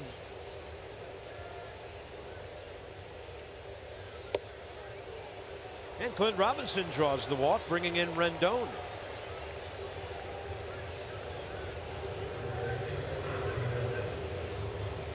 Terry Collins is going to go situational here in the 5th inning and make a pitching change.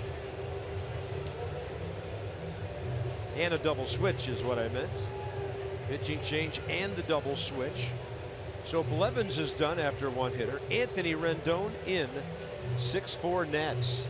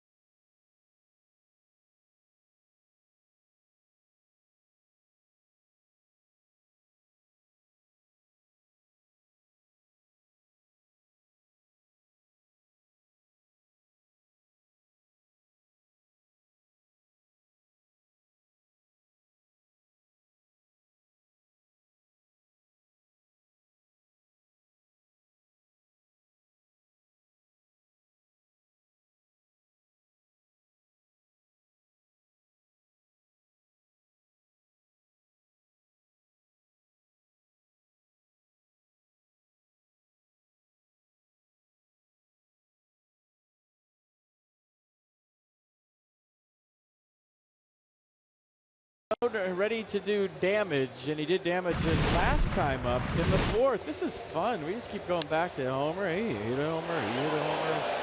This guy hit one. Everybody hit one. Oliver Perez hit a single. Line is moving.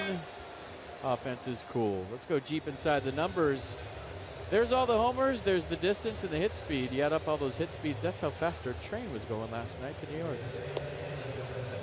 Seriously, they were getting it. Hansel Robles, 25-year-old right-hander for the Mets. It'll be his 37th appearance. He had 57 last year as a rookie.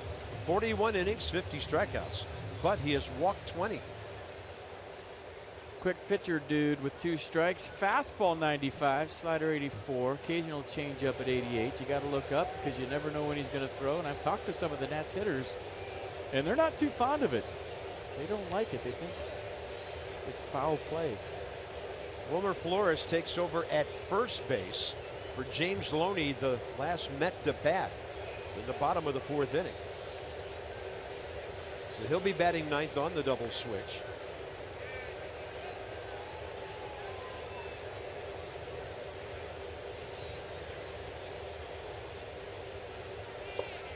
Rendon, first pitch swinging and fooled on a breaking ball. Anthony Rendon against this right-hander, 0 for 1. Well, you're feeling really good because you answered in 6-4, but this game is a long ways from being over, so this is a big at-bat.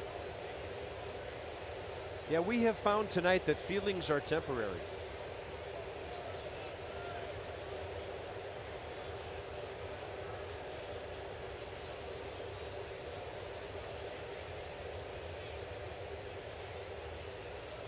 Rendon fights one off.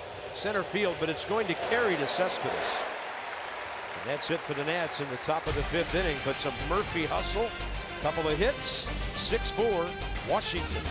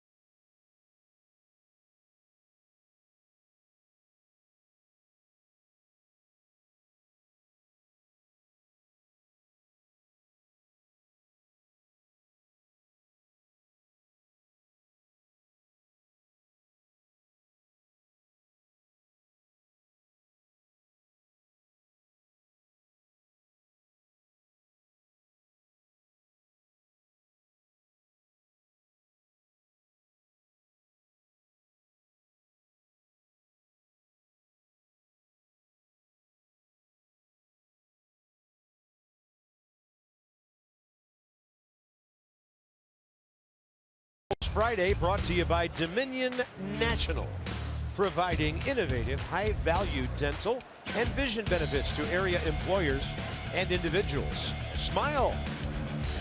It's almost Friday, and it's almost the bottom of the 5th inning. And your ball club's up by 2 runs. 6-4 as we go to the bottom of the 5th. The Peanuts are up by 2 runs every single night, it seems like. They have 8-game homestand at the Fitz. Highlights include Danny Espinosa, Fu Manchu, Super Duper Harry bobblehead giveaway on Saturday the 9th. If you shave your bobblehead, it'll grow back within 5 minutes. Peanuts are going, tickets are going fast. You know the number, you know the website, you know where they're at. Go watch them play, they're good. Oliver Perez, pitcher of record now for the Nats. 3 pitches, 3 strikes. Got Loney to pop up to end that dangerous 4th inning. And he faces Asdrubal Cabrera here, who's 2 for 4 career against him, with a double and a run batted in. Cabrera jerks one foul.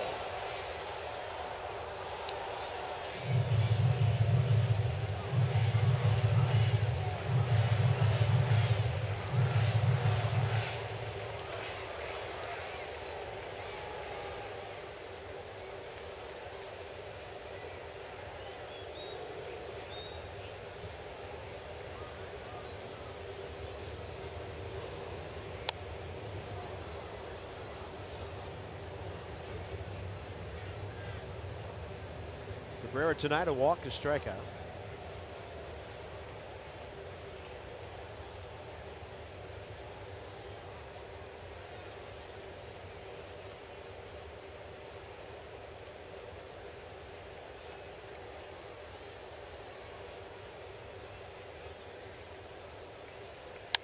And that ball hammered into center.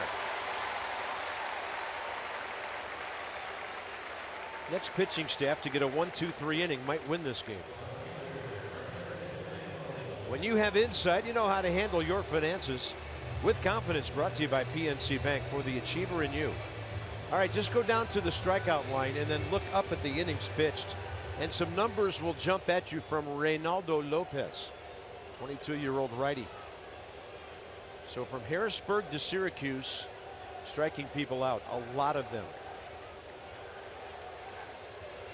Here's Brandon Nimmo. He's up hacking. First at bat against Perez.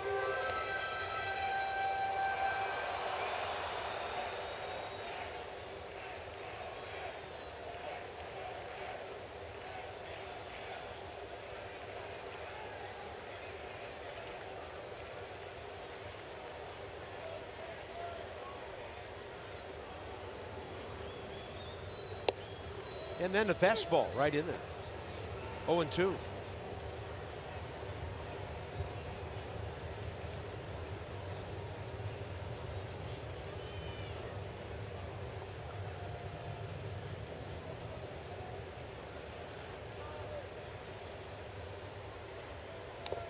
Swinging a foul tip. And the Wyoming native stays alive. I was just kind of curious. I punched up the state of Wyoming for Major League ball players. I think an old buddy of yours was a Wyoming guy, Mike Lansing. The Expos. I believe he was. Tom Browning of the Reds from Casper. Mike Devereaux, who went on to Arizona State, had a nice big league career. And a former Nat, Zach Walters.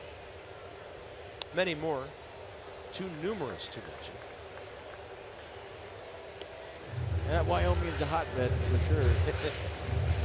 Oh, and John Buck, the catcher, who was around the big leagues for quite a while, since '04. I think bull riders when I think Wyoming, not major league players. But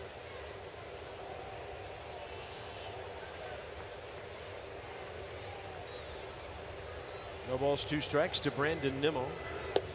Fastball near his belt, and it's 1-2.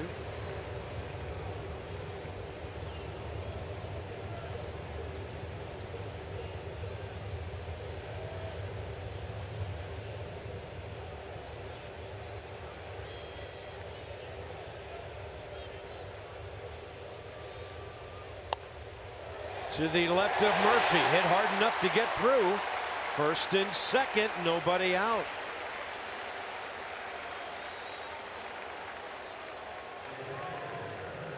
Daniel Murphy kind of went after this funny. I don't know if he saw that. It was fooled by the swing. Watch Murphy at the top of your screen. It was like he didn't think he could catch it, then he thought he might be able to catch it at the last second, or a lot of times you lose it in somebody's shirt or something in the background. Well, here's Travis d'Arnaud, who crushed one to center last time up.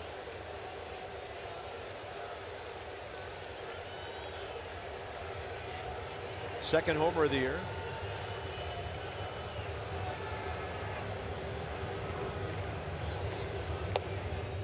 That frisbee comes back in for a strike.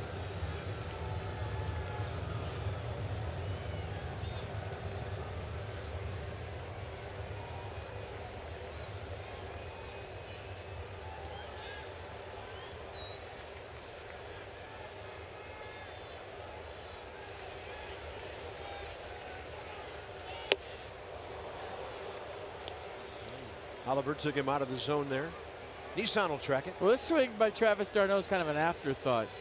He's like, yeah, that looks like a pretty good fastball, but it's too late. A lot of times you're looking for a different pitch. Say you're sitting soft and then you see something that looks like you can handle. It's just too late.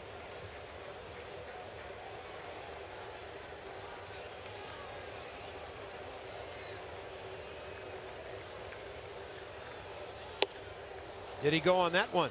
Called strike 3 anyway, it appears. And that's an important out for Oliver Perez. Wilmer Flores now batting 9th after the double switch. Next batter. Yeah, listen to this ovation. He has a flair for the dramatic for this ball club at times, doesn't he? Well, he's been locked in. Absolutely locked in recently. 2 for 4 his last start with a couple home runs. Went 6 for 6 the other day. Beach ball in the field.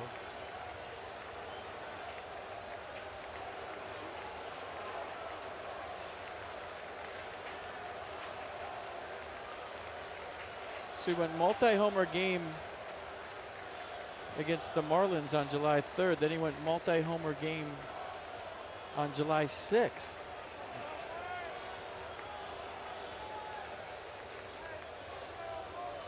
And he's 9 for 28 during this homestand with 4 homers. There was people around the ballpark today during batting practice, Mets fans, that couldn't believe he wasn't starting tonight.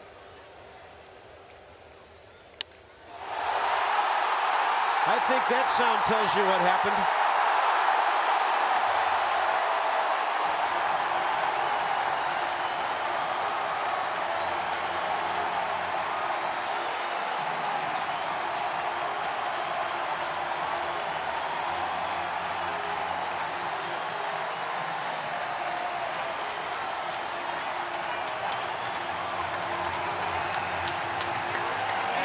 I mean, he's in one of those Danny Espinosa zones, and you know this coming in. You can't give him anything to hit out over the plate. I mean, he might be hotter than Danny Espinosa. That's the scouting report. Everybody talking about Flores before this game, and now he's going to get a curtain call. Watch this. Oliver Perez not waiting around to throw a pitch, and now Flores gets it.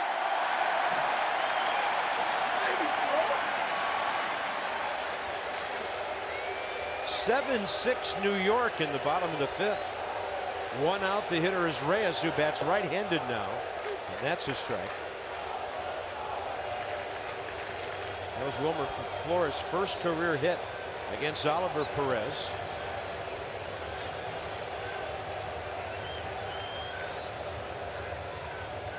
I mean, the ball's not just flying tonight. It's no doubter flying. Yeah. Well, that one was out anywhere, any night.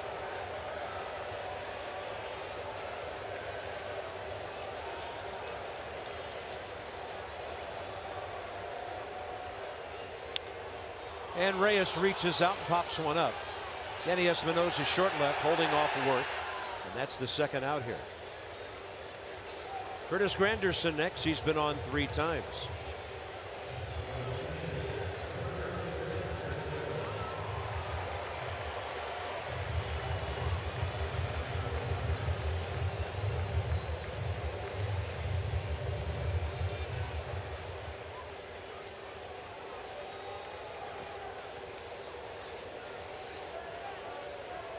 Two walks, a double, a run scored by Curtis.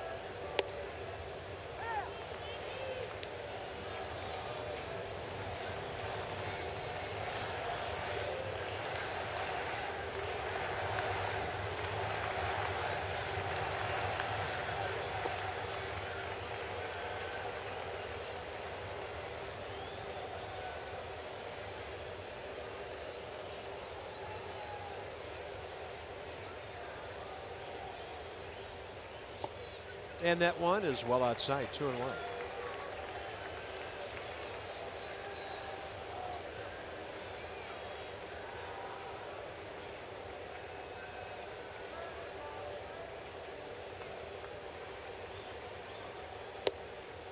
Good fastball to the outside edge.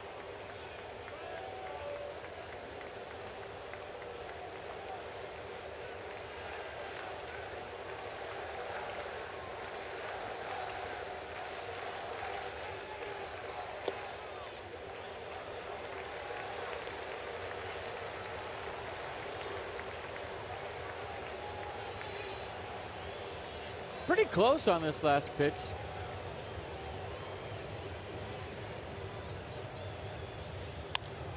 And this one out to left center. That's going to carry to the 370 mark.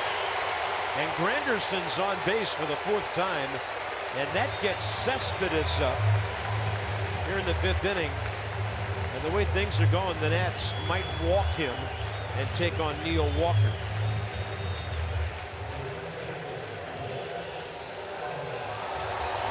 Are both teams going to fire through their staffs in the first game of a big 4-game set? It seems like. And I don't know. The Mets did it last year, so I shouldn't be shocked. But based on what we saw at Nats Park and all the numbers and how they couldn't hit with runners in scoring position, they were lowest in the league in runs. To come home and sweep the Cubs and knock John Lester out after inning and third, and then win 2 out of 3 against the Marlins. And the offense I'm seeing here tonight, this is a totally different ball club. These guys can hit, and they couldn't for the majority of the season up until this homestand. This team is locked in. Well, you talked about their numbers last week with runners in scoring position. They couldn't buy a hit. They couldn't rent one. They couldn't steal one. And now they're just knocking the ball all over the yard. So the Nats have to do this with Cespedes and take their chances with Neil Walker. Walker 1-for-1 career against Oliver Perez. Mike Maddox will trot to the mound. Matt Belisle is up after Walker is the pitcher's spot.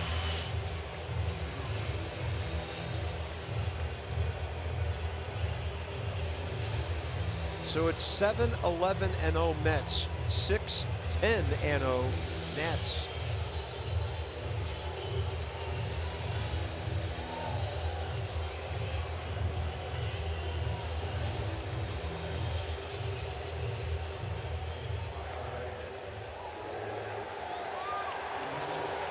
It's like watching an arena football game. Whoever has the last possession is going to win. And based on where we're playing, that's not a good thing.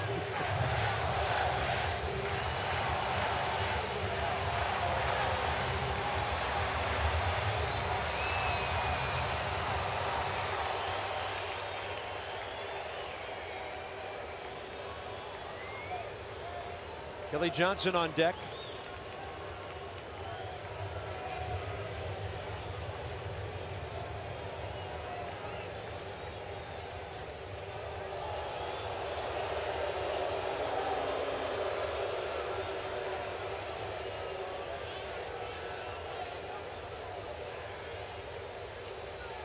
Neil Walker hitting .310 right-handed this year, 18 for 58, 5 homers.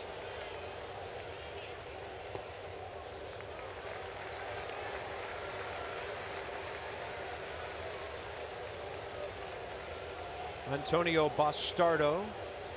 The Nats have Espinoza, the pitcher's spot, and Revere due up in the top of the 6th. We're hoping that soon.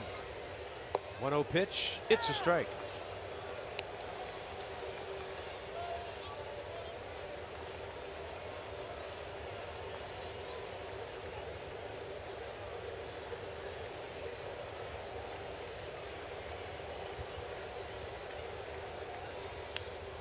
Quite a rip.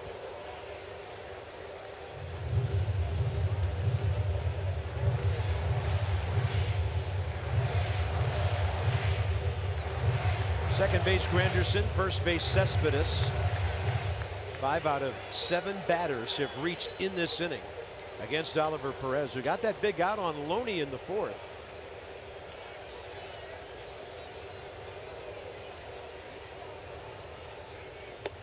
That's a curveball that comes right back in, and Neil Walker is really upset. Inning's over. So the strikeout by Perez. Right now the Mets pick up 3 runs in the 5th. They're feeling pretty good, but the scoreboard's been very fickle tonight.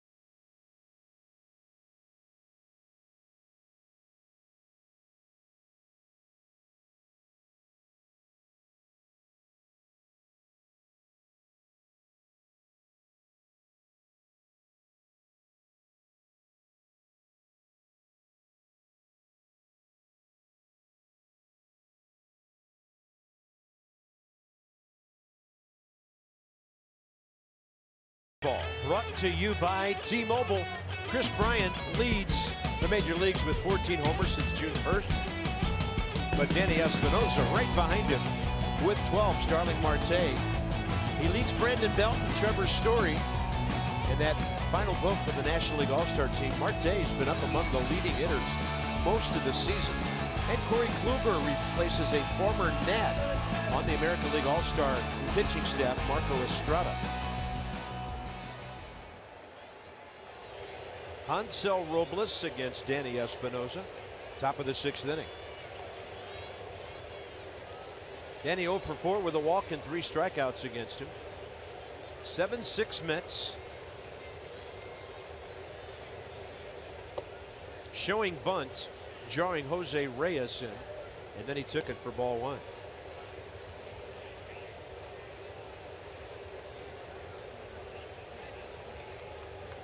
Oliver Perez, 35 pitches, 24 strikes, coming off a rough 5th inning. On deck, and remember the Nats are a man short, and tonight they're kind of 2 men short because of Ryan Zimmerman's status. Not able to start the game tonight, felt discomfort after a swing yesterday. So right now it's pretty much Stephen Drew and Chris Heisey. Jose Lobaton, backup catcher. Never know when he may be needed much later tonight. And a 1-1 to Espinosa. Danny pops it up. Well out of play.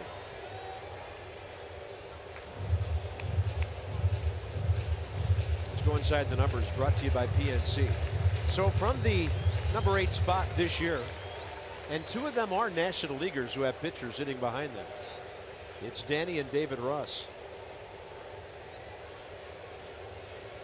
I don't feel like American Leaguers count when you show that stat. Just because they have a position player hitting behind them, not a pitcher, and it's a whole different ball game hitting 8th in the American League versus the National League. Espinosa levels off and fouls one back.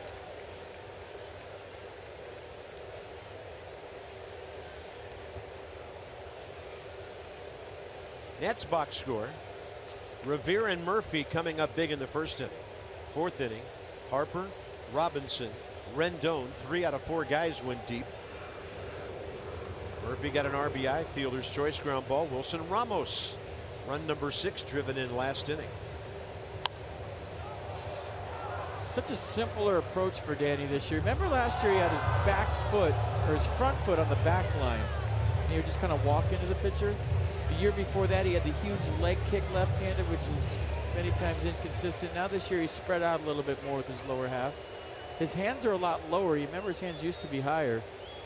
And it's just kind of a soft stride with his front foot, but it's kind of a revamped approach. Look how comfy his hands are. They're right next to the strike zone, and then his foot just barely strides. He went. First out, top of the 6th. And Perez coming in. So Dan, the bench not that full like it usually is. You're right about that, Bob. Short bench, and then Ryan Zimmerman's injury gives Dusty Baker very few options. And Dusty's been hinting in recent days that the Nationals might need to make a move to add another position player before the break. They could potentially option one of their starters who they won't need until after the All-Star break. Potentially bring up Trey Turner or another position player tomorrow to add to that bench. Yeah, and several days ago it was the bullpen that needed help, and that's why the Nats went to an 8-man bullpen. With the addition of Jonathan Papelbon coming off the DL. Yeah, Dusty it can sure handcuff a manager. Yeah, you can't have a short bench in a big series. There's no way. There'll be somebody here tomorrow. I don't know that. I'm just guessing.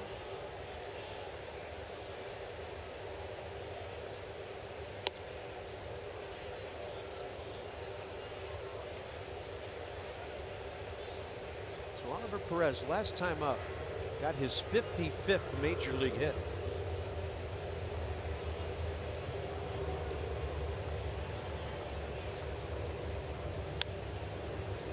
Jumping all over that thing. 1 ball, 2 strikes.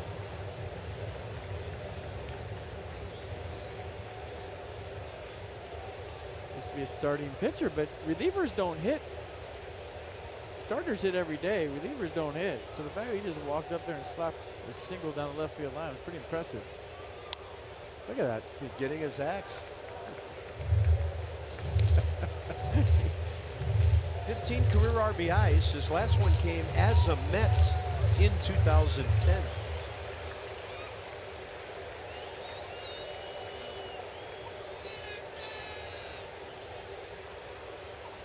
Look at this contact. Now he has 56 major league hits. He's going for 2, and the throw cut off, and Oliver Perez head first into second base. He's 2 for 2. He's using the field, FP. He's becoming the offensive star of this game out of nowhere. Are you kidding me? And if Neil Walker doesn't cut this off, he's out at second if the throw's on line, which I can't tell from here. But if you see Robles' reaction after this, he threw his hands in the air like, why'd you cut this? And he had a way better view of me. But watch Neil Walker cut that, try to relay it. And once you do that, the gig is up. Oliver Perez, a great at-bat. He's fouling off balls all over the place. He gets something to pull. And watch the throw coming in. Whoa, it was going to be close. What a great at-bat by Perez. That's the tying run on base with 1 out, 6th inning. And here's Ben Revere, who's 2 for 3. Ben Revere takes one right in there. Ben 1 for 3 career against Robles.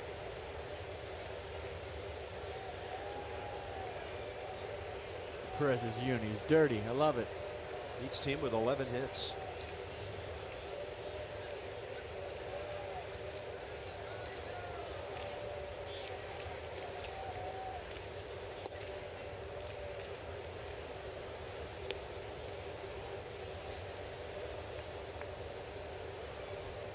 Fifth career game with 2 hits or more.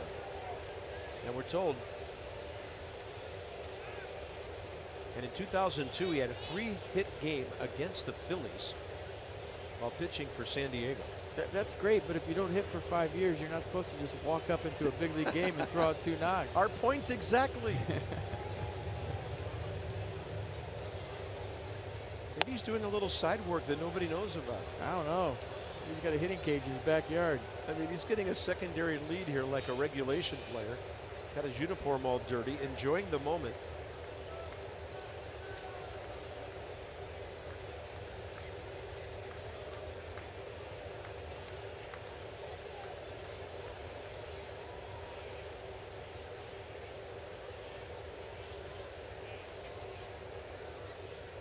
And Revere takes one up in the zone a bit.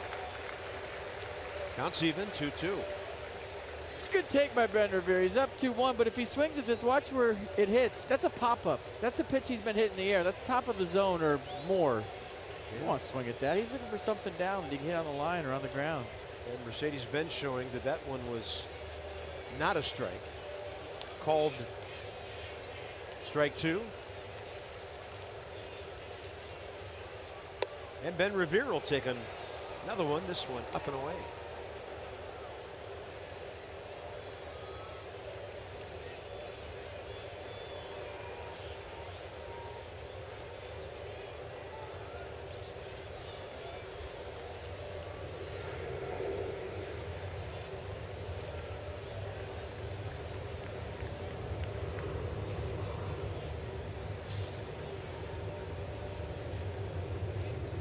And Revere, chopper in front of home plate. He's off to the races. Robles 2. Flores. Oliver Perez over to third base with 2 outs.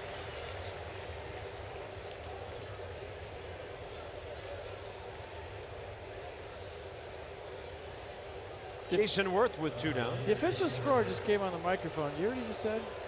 He said, score that 1-3. That wasn't a strikeout. Okay, thanks, because I really thought that was a strikeout. Yeah, I haven't heard a bat crack on many strikeouts lately. Boy, but maybe from their vantage point, it looked like a swing and a miss. I don't know. I don't know. Good thing he said that, because I had K in my book.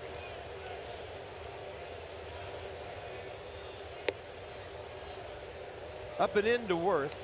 Jason 0 for 3 tonight.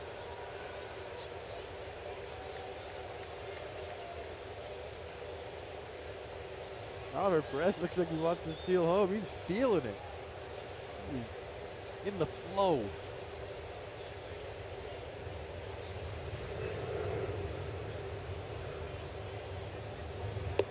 Breaking ball drops in on Jason Worth, 1-1.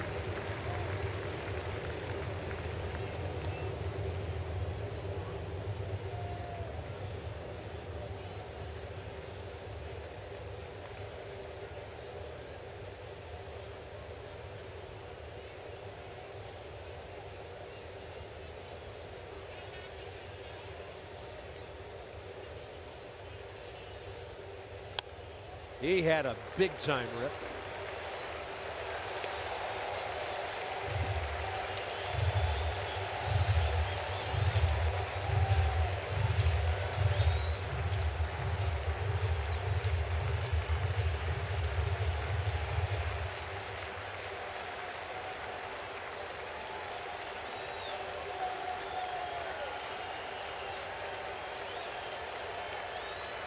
Mets fans making noise here. 6th inning, 2 outs, 2 strikes.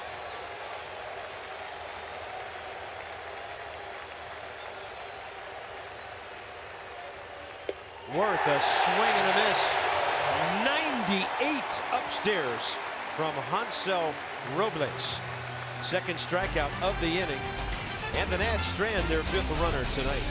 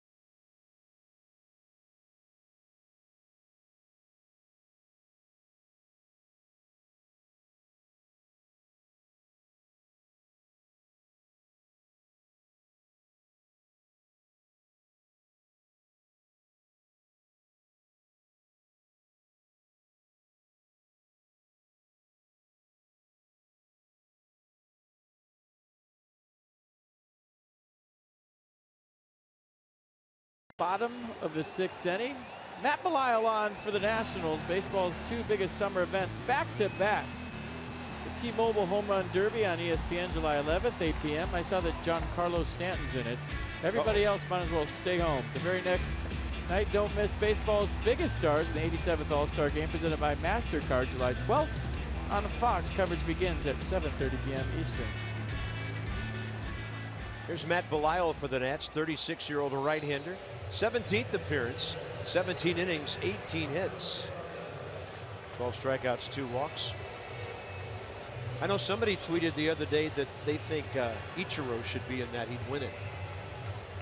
Can't remember who that was, a former major leaguer. Well, he does put on display during batting practice. Yeah, but Giancarlo, come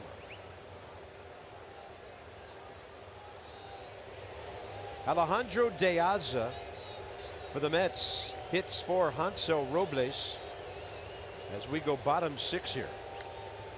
And wait, how did you know what somebody tweeted if you're not on Twitter? I read a story about a tweet.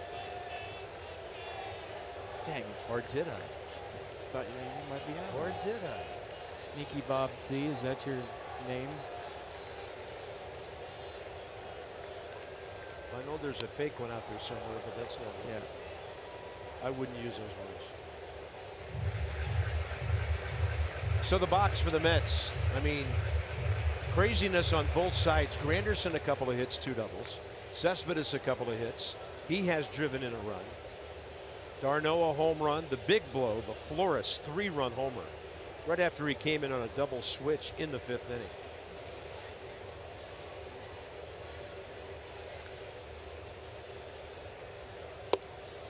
Swing and a miss.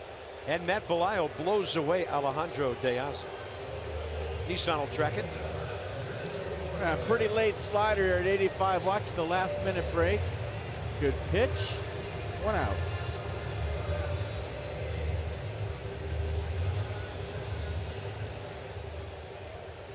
Next up as Jubal Cabrera.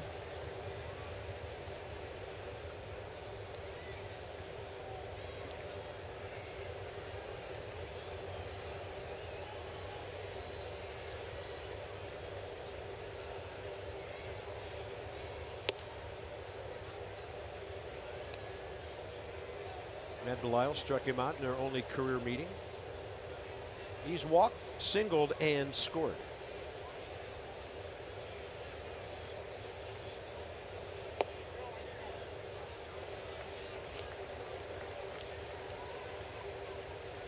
We got to keep it 7-6, and you have 2 innings to work with. The 7th and the 8th, because the 9th is closed. Familia's 30 for 30 in saves this year. And that's a franchise record to start a season, 30 consecutive saves. So you got 2 innings, 6 outs, really, if you want to be honest about the whole thing.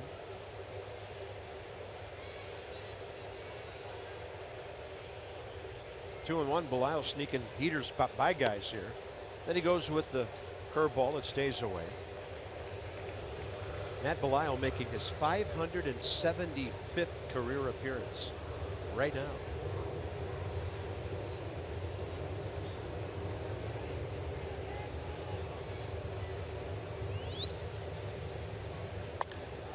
And that ball is crushed out of here. Bryce Harper can only watch it. The Mets have gone upper deck again, and that's Cabrera's 11th.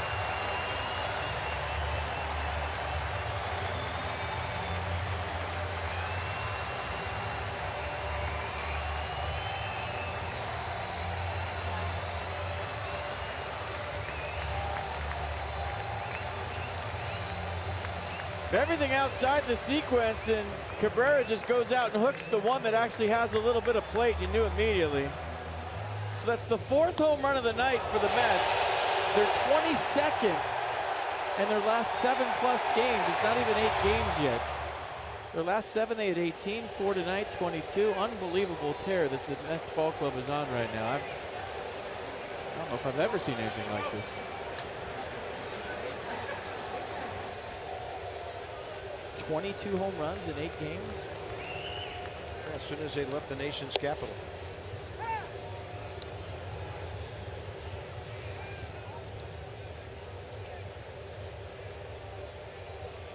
They scored 6 runs that whole series on the Nats, getting 25 hits, and that included getting 14 in the first game when Washington hammered them 11-4, out hitting the Mets 17-4. So in the last 2 games of the series, the Mets had 2 runs on 11 hits, and the Nats swept them away. They were ruining a homestand coming up with the Cubs, the Marlins, and the Nationals, and all they've done is totally turn their offense around.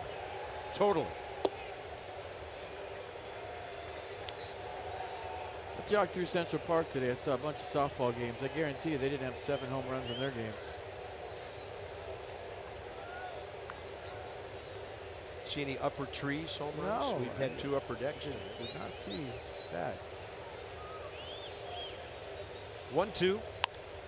And this one to left for Jason Worth off the bat of Brandon Nimmo. 2 outs, and Travis d'Arnaud will be next.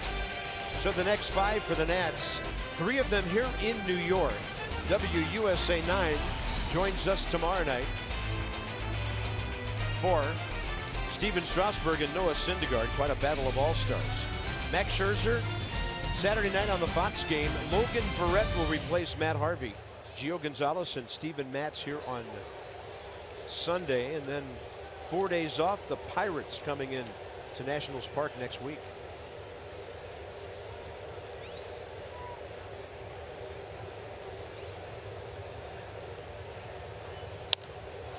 And on a breaking ball, this one off the end of the bat. Darnell flies out to Revere, but the Mets add another with a blast. Cabrera goes deep, and it's 8-6.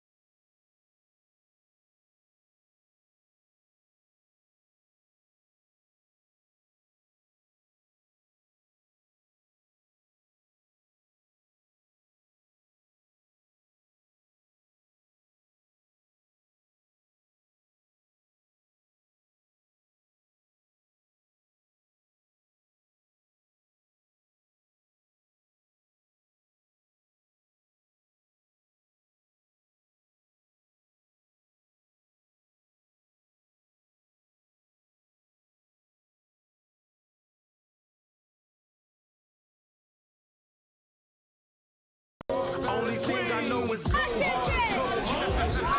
Y'all can't stop me when I'm in my zone. Main objective to be the best. Be head and shoulders above. Tall, let them know I'ma swing for the fences. I'ma hit a home run. I'ma knock it out the park. I'ma swing for the fences. I'ma hit a home run.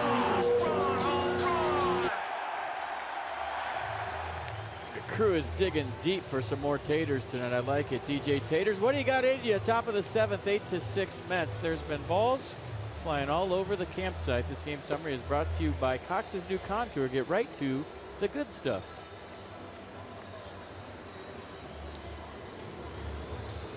'30-year-old Antonio Bastardo, a lefty the Nats know well. 34th appearance, 4.67 ERA. He's been hittable. 32 hits in 35 innings. And his walks, half as many as his strikeouts, 18 and 36. I'm feeling like this is your best chance if you're the Nats to jump back in this one. Fastball slider change. Fastball average is 91. Here we go.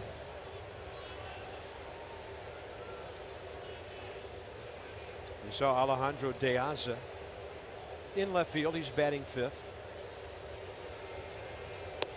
And Bastardo missing to Daniel Murphy.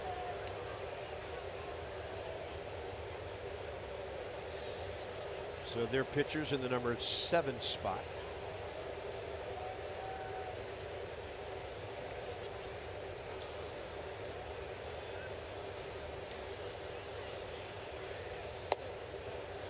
Two 2-0. Good eye by Daniel Murphy, who's 4 for 17 career against the lefty, with a homer, 3 walks, 4 RBIs.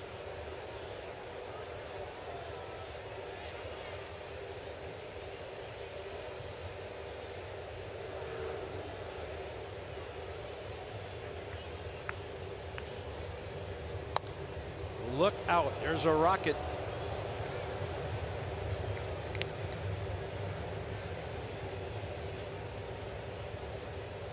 So according to Nats PR, Oliver Perez is the first Nats reliever with 2 hits in a game. So you saw some history. Makes sense, right? How many times do relievers hit A and how many times they hit twice B, and then how many times they get 2 hits C?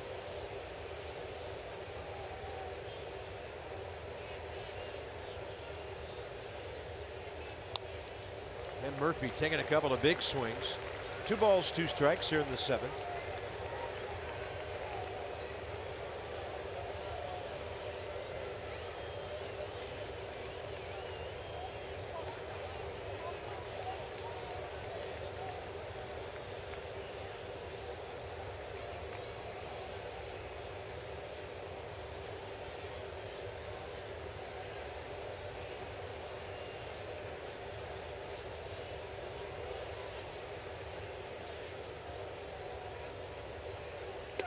Up and in, and Daniel Murphy told us it was ball 3.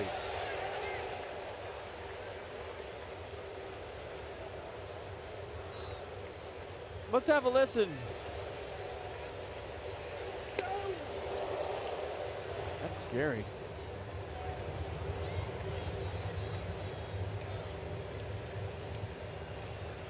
Murphy, Harper, Ramos. An all-star lineup here in the top of the 7th.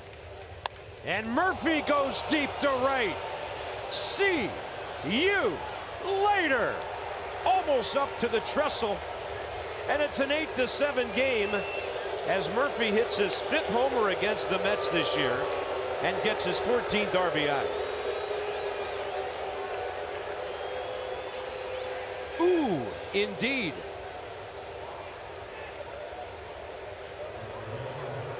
Well, the audio's fantastic. Let's just listen. Yeah. Hell, maybe. Wow.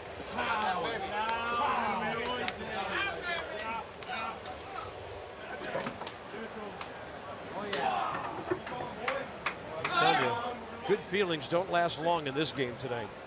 If you're on top. Repeat offender. Did you hear what he said? Repeat offender? You know what that means? He's hit a home run off him before. Murphy 3 tonight. 59 RBIs on the year. I wish I could just, there's no way to put into words what Daniel Murphy just did and how fearless he is. He just had a fastball right up by the coconut. He got right back in the box, stood right on the plate, and took him deep the next pitch. You don't see that very often in baseball. The fearless part is underrated of his game. The fact that he almost wore one on the chin, stood right back in there and went deep the next pitch with no fear involved. So the tower gets buzzed. He gets right back in there on the plate. He goes deep the next pitch. That's not that easy. It's just for a former player, the stuff he does blows my mind. It really does. And then to drop a repeat offender, telling everybody in the dugout that he's got Bastardo in his book before. Well, that's a new career high in home runs. 15 on the year, 14 and 73 batted in for the Mets last year. 0-2 to Harper, and that's inside to Bryce. 2 for 15 is Bryce's career against Bastardo.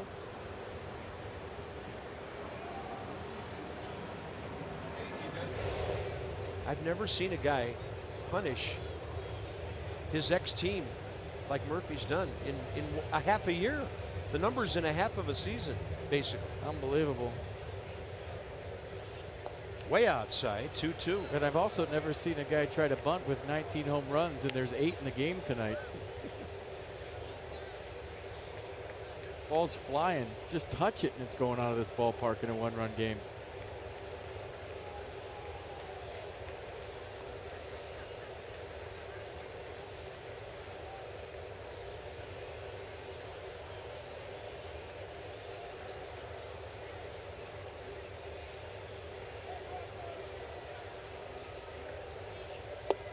On a pitch down and in, Bryce Harper strikes out. So I'll show you the pitch before to Daniel Murphy. So up and in, right? This will back a lot of guys off. Rattle you a little bit. Mess with your confidence, so to speak. You saw your life flash before your eyes, so what do? Get right on the plate and take him deep the next pitch. Unbelievable. Fearless, folks, fearless.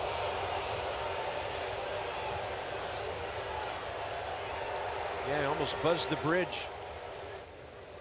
Here's Ramos, RBI single up the middle last time. Wilson Ramos 2 for 6 career against Bastardo. And oh, by the way, that DJ Taters guy's pretty good too. My goodness, he is a good luck charm. We need to keep him with us.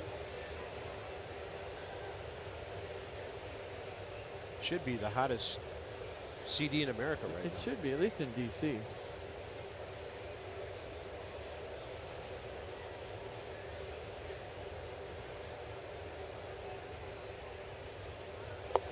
Ramos takes a couple of fastballs low. 2-0, seventh inning. So the Nats have hit 121 home runs. The Mets 119. And they hit them all tonight.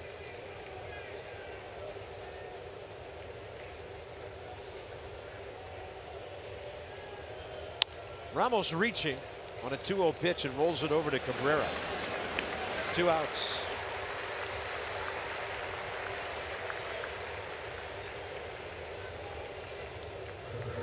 I think one of the more entertaining games of the year, all in all. First place versus second place. A lot of subplots to this game. Both teams swinging the bat well coming into this. And now you have all the home runs, an 8-7 ball game, a seesaw affair. It's been, I mean, if you're watching at home, what more do you want? A couple more runs.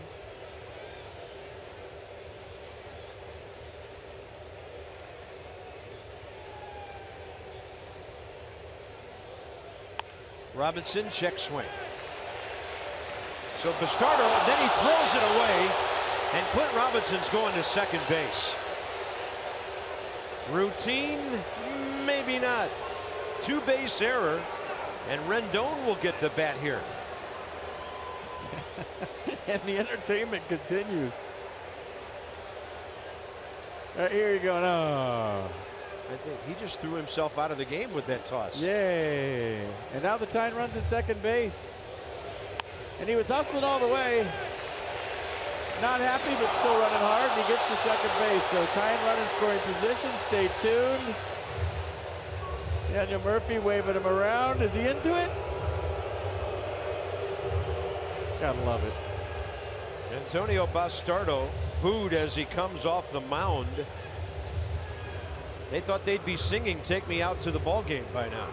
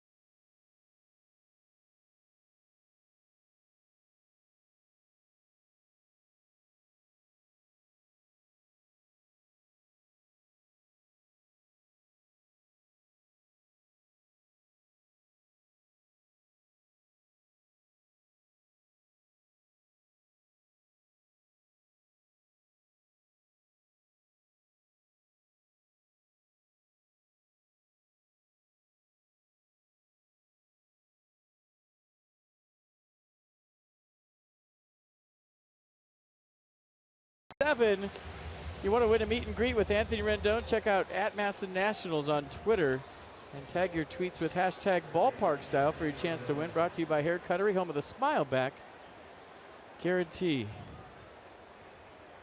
27-year-old Addison Reed, 42nd appearance. Strikeout guy this year. Maybe more than in years past. 49 Ks in 39 innings.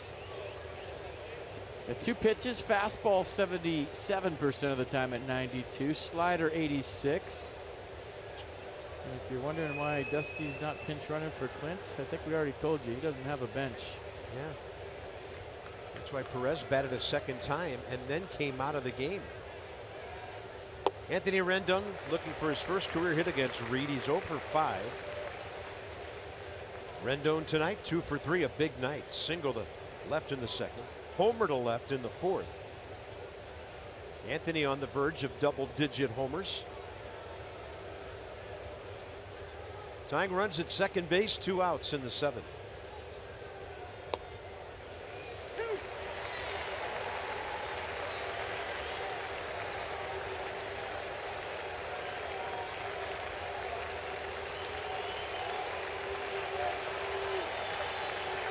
crowd on their feet here at Citi Field.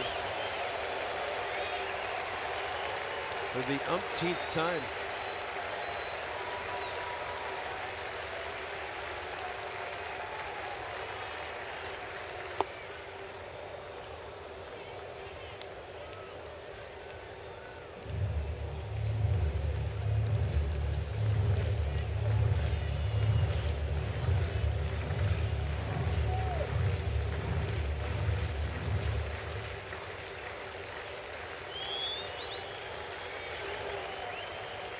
Crowd of over 40,000 here tonight. And Rendon taking another one low and away, gets the count back even. It's a great take. That one teased the strike zone for a minute.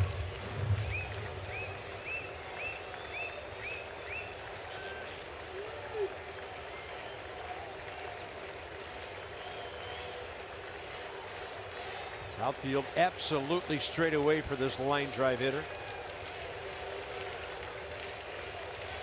And a swing and a miss. As Reed blows away Rendon. Daniel Murphy, one of the greatest pitch-to-pitch comeback at bats of the year. Takes one near the chin, takes one out of the yard.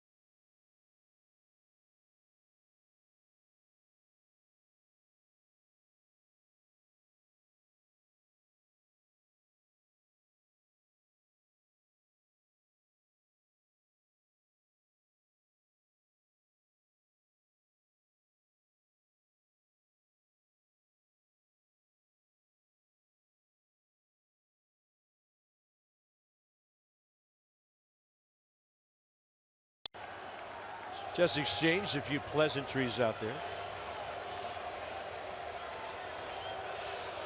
Wilmer Flores, bottom of the seventh. I mean, will an umpire come up to you and say, hey, heck of an at bat? Absolutely. Fair way to swing it. That was pretty impressive. You had one thrown at your grill and you went deep the next pitch.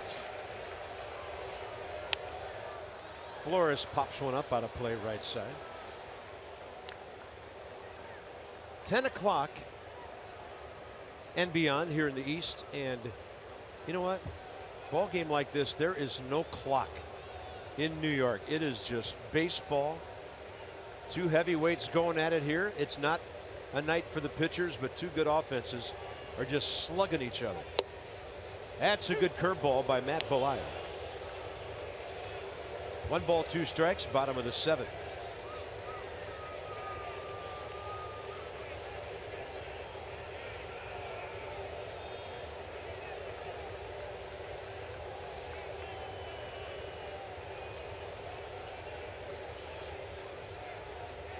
And a 1-2, and the bottom straight out of that one. Matt Belisle, second strikeout. Next two, Reyes and Granderson. Toyota case for kids. So the Nats have 8 strikeouts tonight. $37 for each one to the Children's Inn at the National Institutes of Health, thanks to the generosity and community involvement of our Washington area Toyota dealers. So Dusty checking in. Looks like Stephen Drew coming into the ball game. We'll see where he goes. And Sammy Solis supposedly coming out onto the field. I mean, it's Reyes and Grander. Come on, Sammy. Hey, I don't blame any pitcher for having second thoughts about this one.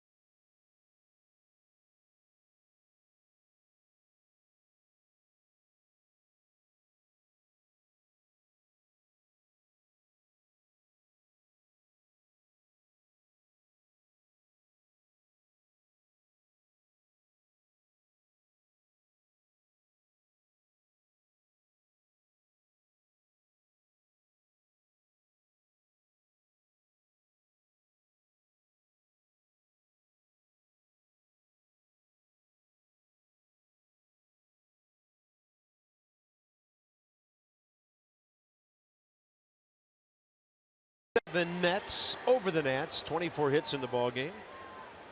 1 out, bottom of the 7th, and next up for the Nats will be Sammy Solis, who's appearing in his 25th game, 29 innings, 34 Ks, 13 walks. That's the one part of his game that needs to get into check. But Sammy's been pretty solid. Fastball 94, curveball 80, changeup 86. And whatever's going to happen is going to happen quick. He throws strikes. He works fast. Stephen Drew in the game at second base. And double switch. He'll be batting 9th. And don't panic because Daniel hits Murphy. Move to first.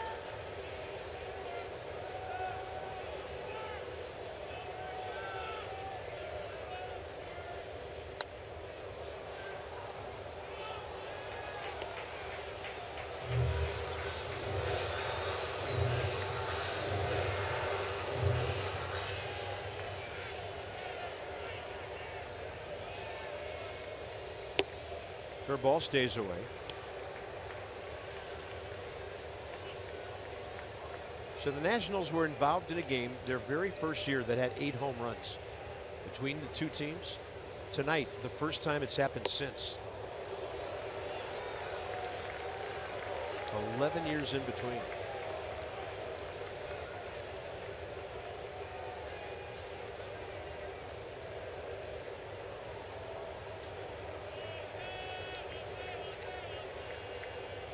Reyes seeing Solis for the first time, and Jose fouls one right side. His effect on the Mets will be interesting to watch in the second half of the season. Jose turned 33 on June 11th. 285 for Toronto, 69 games last year. 259 Colorado, 47 games. And he is aboard with 1 out here in the 7th inning.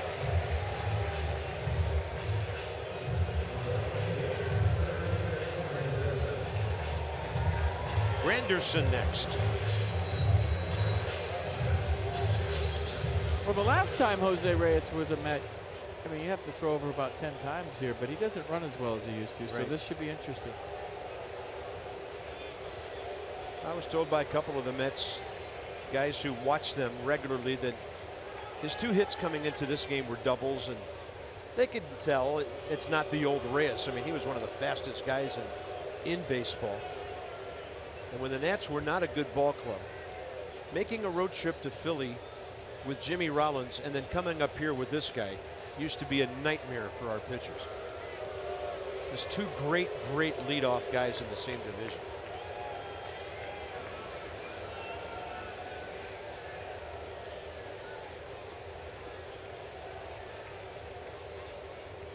Granderson on base 4 times tonight. 2 walks, 2 doubles.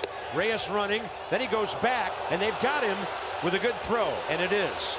Murphy reaching with the tag. Reyes stopped, and they got him 2-3. We kind of got a bad jump and then realized that Wilson Ramos was going to throw him out by a lot. He was hoping that Wilson threw it to second, but great read by Wilson. Chokes it off, throws it to first, and give Daniel Murphy credit for sticking his nose in there on the tag. So he's realizing, I'm not going to make it. And then watch Murphy get real aggressive with the tag. And in today's game, you have to be aggressive with the tag.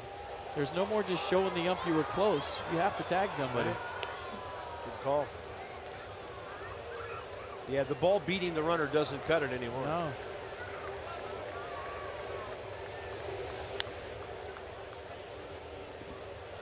One and 2. Granderson 0 for 2 career against Sammy.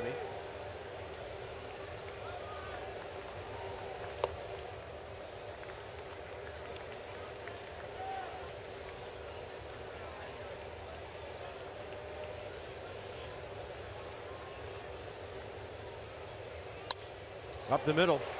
Nats are in a shift, and that's cleanly over the bag anyway. Curtis Granderson 3 for 3. He's done a good job of extending some innings and rallies to get it to Cespedes. I'm telling you, he's a Nat killer. He's the #1 Nat killer this year. Every time I look, he's hitting 220, 230. You play the Nats, he's on base 4 times with 3 hits. Every single time, it seems like. And if it's not via the hit, it's via the walk, whatever. Yeah.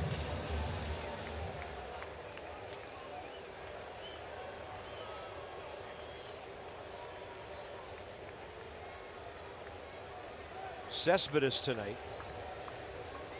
2 hits, single, RBI double, a steal, intentional walk. They did get him on a grounder, at least a fielder's choice grounder once. Cespedes 0 for 2 against Sammy Solis. So important to keep this a 1-run game. Ball gets away, but Ramos blocked it out in front.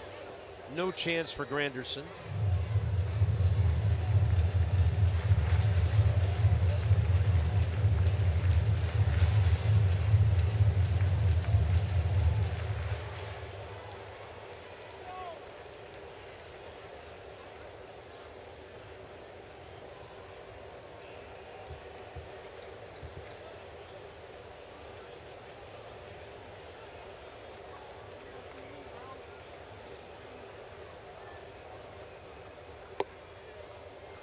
Good pitch. Yeah, good looking pitch, but it's 2-0. Good pitch, maybe not a strike, but still a good pitch. That's where you want to throw Cespedes. Don't let him get extended. Pound him in and then throw the dirt away.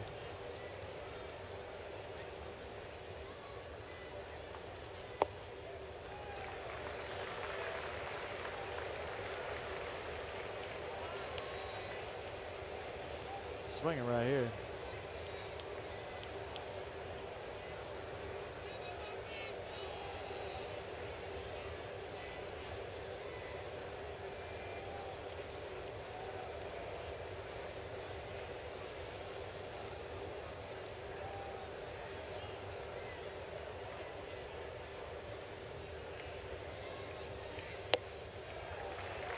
Four-pitch walk, 2 on, 2 out. Mike Maddox to the mound immediately. Sammy Solis' second walk of the inning. Wilson Ramos got Reyes, who had walked. And by the way, Wilson Ramos has now thrown out 9 base runners this year. It's a pretty significant number on a staff that doesn't get run against much.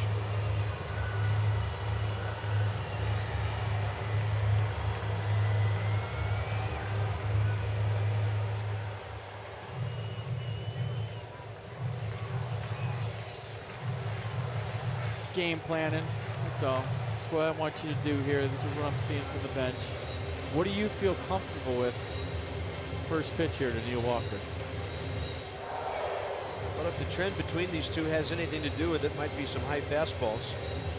Neil Walker 0 for 3 against Sammy. He's hit 2 pop-ups and a fly ball to the outfield. Had an unhappy moment 2 innings ago with Chad Fairchild after Oliver Perez struck him out.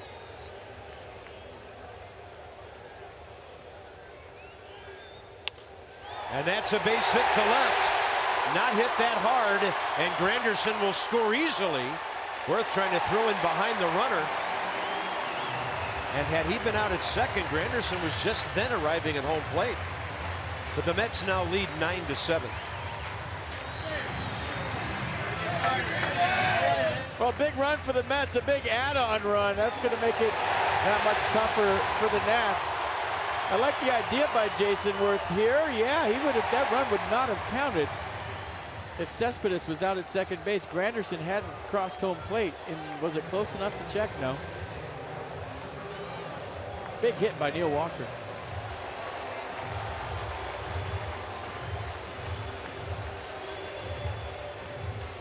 Here's Juan Lagares. So he's going to bat for Alejandro De Aza.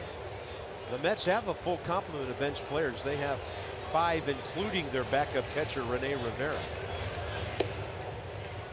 So they just hit Lagares here in a righty versus lefty thing and then put his great glove into the outfield. I mean, somebody's got to be on their way to New York from Syracuse already. I mean, we don't know who it is, but I mean, you can't play short-handed in a big series like this. You just can't. Right. Mets have already announced that Logan Verrett will pitch in place of Matt Harvey on Saturday night. They've called up a reliever, Seth Lugo, a right-hander, to take Harvey's roster spot. The Nats will be forced into doing something. And Solis upstairs. 1-1. Talked about Sammy's control coming in. He's walked 2 more guys in this inning, and it's been costly.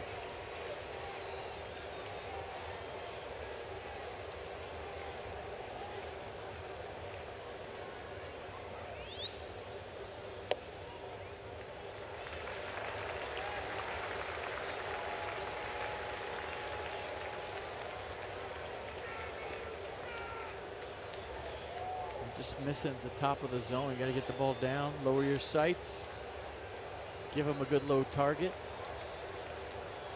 All ways to remedy that.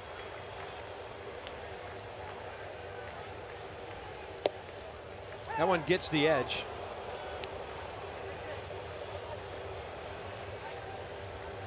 Full count. Cespedes at second, Walker at first on the move.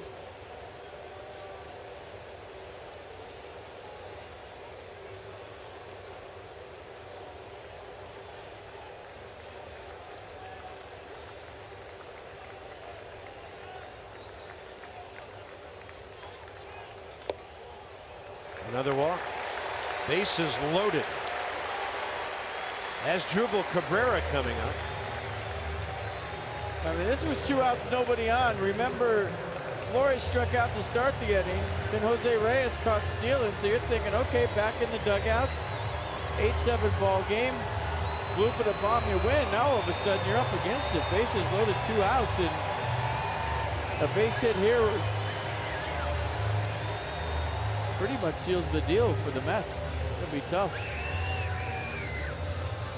Yeah, because as you talked earlier, you narrow it down to an 8-inning game against these guys because of their super dominant closer. So here comes Dusty.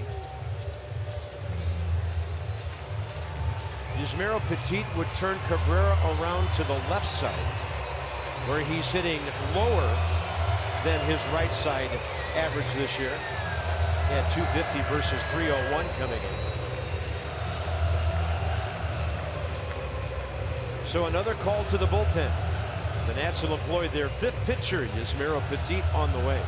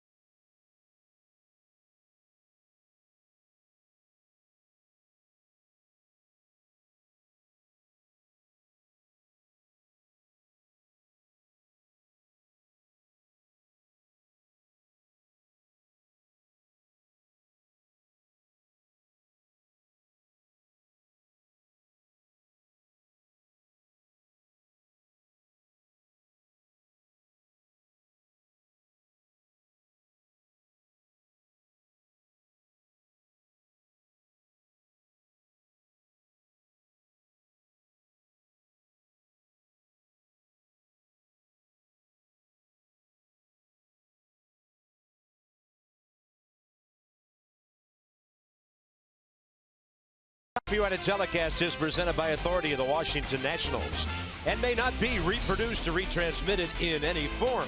And the accounts and descriptions of this game may not be disseminated without the expressed written consent of the Washington Nationals.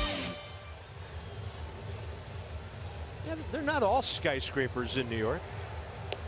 So there's Asdrubal Cabrera waiting for the 22nd appearance of Yusmeiro Petit.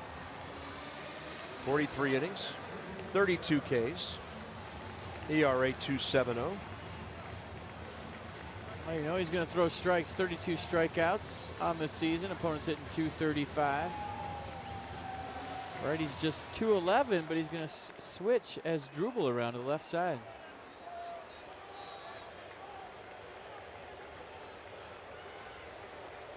Cabrera's had a pretty good night. A walk, a single, a long home run last time. He has scored a couple. And against Petit, he is 1 for 3.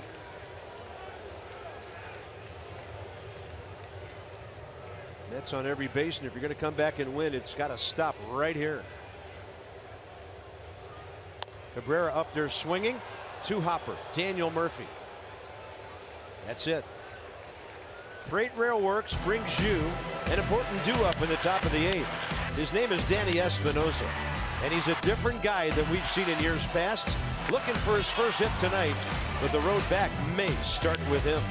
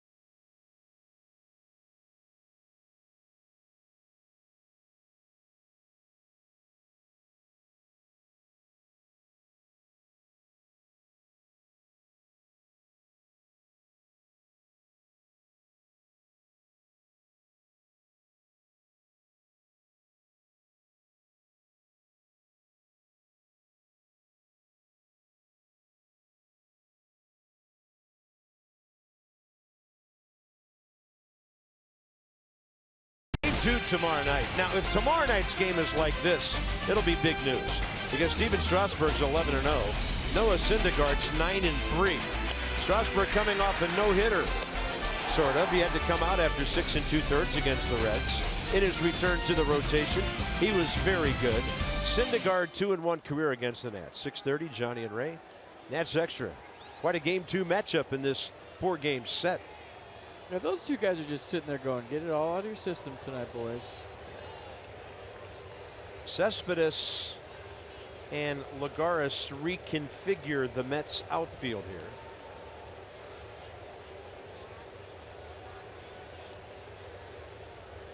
Update that for you in a moment. Here's Danny Espinosa against Addison Reed, 1 for 3 career with a home run against the right-hander. So Juan Lagares goes out and takes center field. That moves Cespedes over. He's on the left side.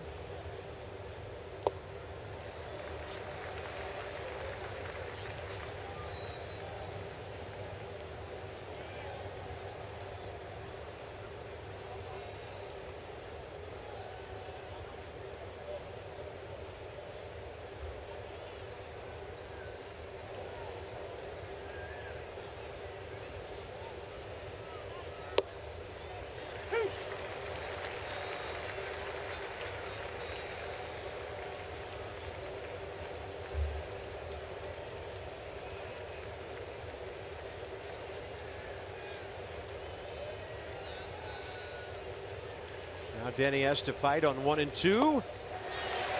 That breaking ball down and in got him. Addison Reed comes out of the bullpen, strikes out Rendon to finish the 7th. Espinosa to start the 8th. And here's Stephen Drew in the number 9 spot for the Nationals.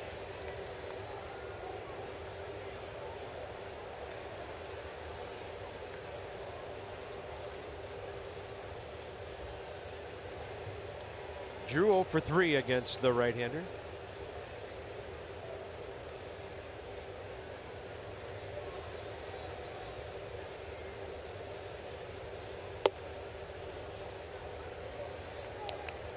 Look for something up and let it fly.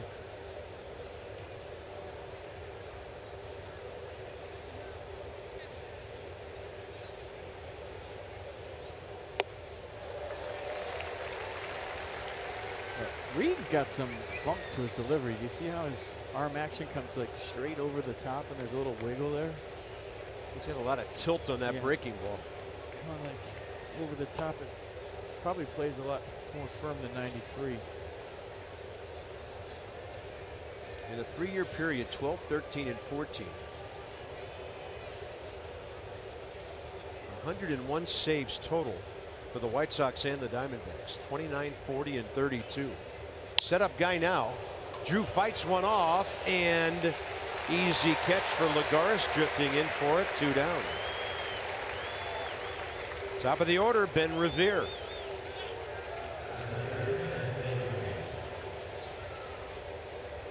Nats need Ben aboard. He's 2 for 4 career against Reed. Worth on deck.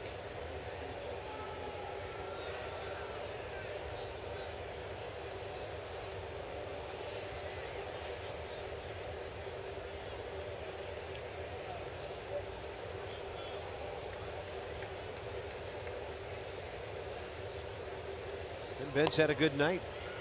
3 well hit balls. First inning triple right field line. Hard ground ball to short in the 3rd and a base hit to left in the 5th. 2 for 4 overall.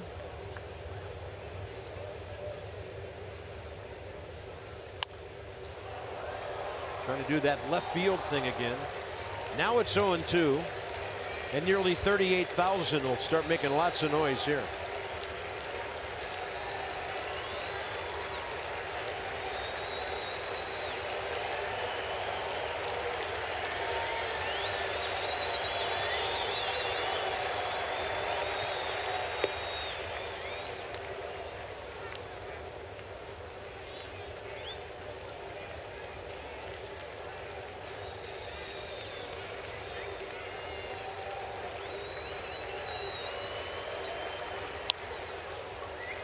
And into left. Cespedes. Nats go quietly in the 8th. Now they'll have to do something against a tough closer.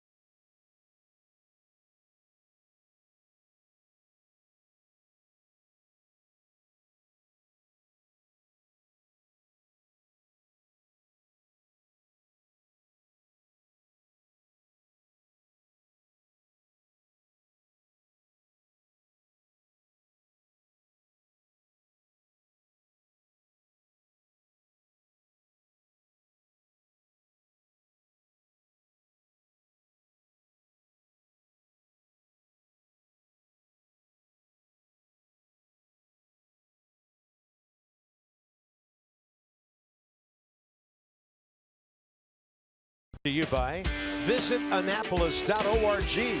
Create your moment at visitannapolis.org. By Dominion, depend on us for more than energy.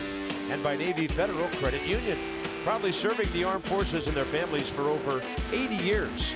Federally insured by NCUA. Times Square down there to the left. Mass and Chopper hovering on a beautiful July evening. To the bottom of the 8th, Kelly Johnson. For the pitcher, Addison Reed faces Yasmero Petit.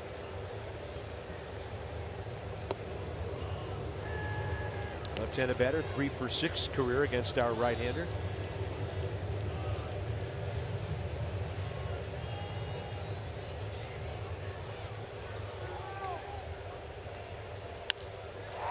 That's into the gap. Then it sticks out there. Kelly Johnson digging for 3, and then he changes his mind.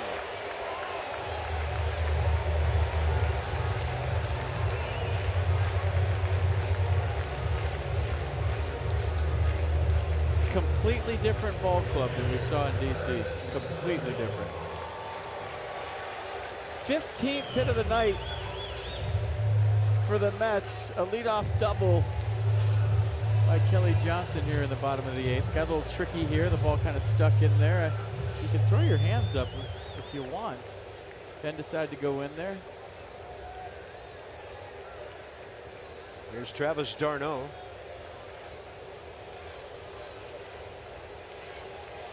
Wilmer Flores on deck, so they want to move this runner and give Familia a 3-run cushion, whether he needs it or not.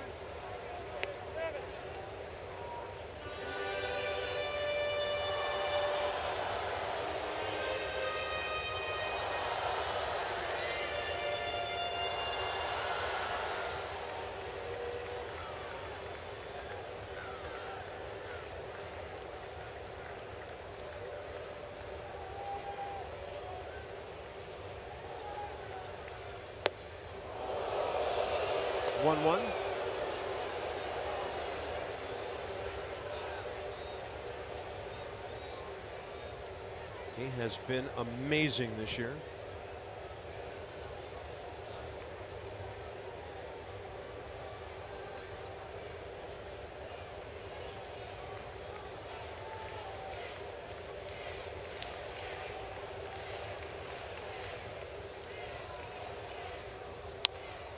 That's not going to move the runner. It's in front of Kelly Johnson. And on the run, Danny Espinosa throws out d'Arnaud. 1 out. Here's Wilmer Flores.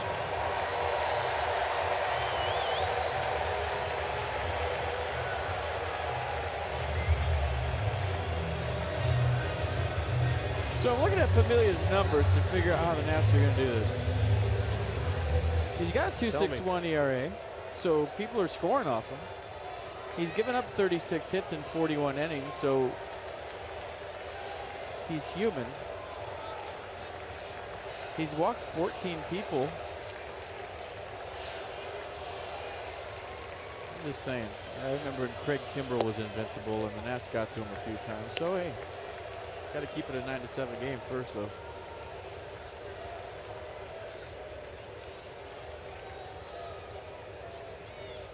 Wilmer Flores into the ball game on a double switch. Huge 3-run homer for the Mets in the 5th. Nats had just scored to go up 6-4. He took care of that.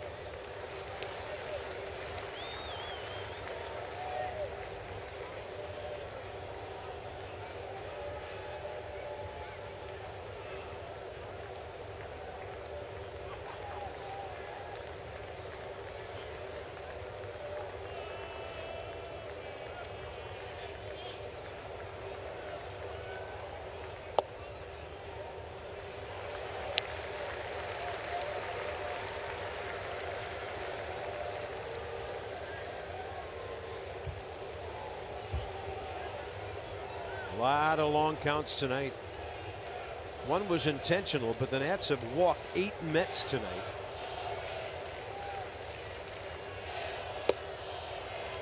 Why, that's tight. Poor pitch walk, 2 on, 1 out. MLB.TV Premium, the #1 live streaming sports service, delivers everything you've come to expect and more. Watch every out-of-market game live in HD on over 400 supported devices. Blackout and other restrictions apply. Visit MLB.TV for details.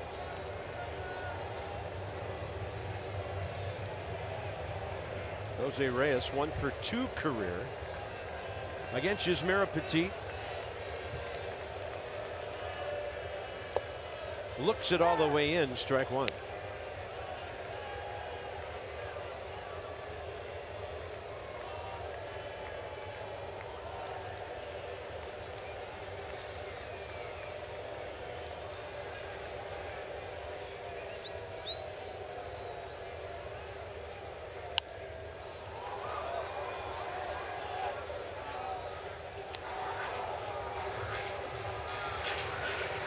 I agree with you. I think it's going to be an interesting storyline for the Mets, watching what Jose Reyes does.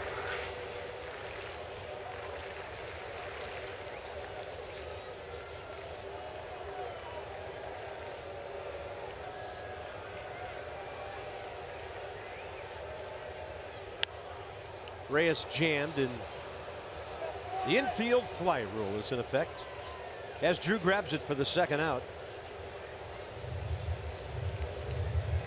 Well, I'm sure Ray's legal pad and scorebook looking pretty full tonight. He's in the studio with Johnny. We invite you to tune into the Nats Extra postgame show. When we're done here in New York, it's presented by W.B. Mason.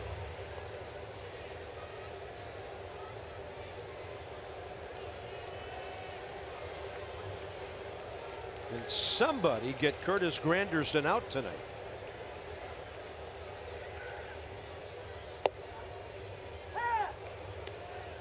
Came into the ball game this year against the Nats 8 for 28, so now he's 11 for 31. He's walked a bunch of times.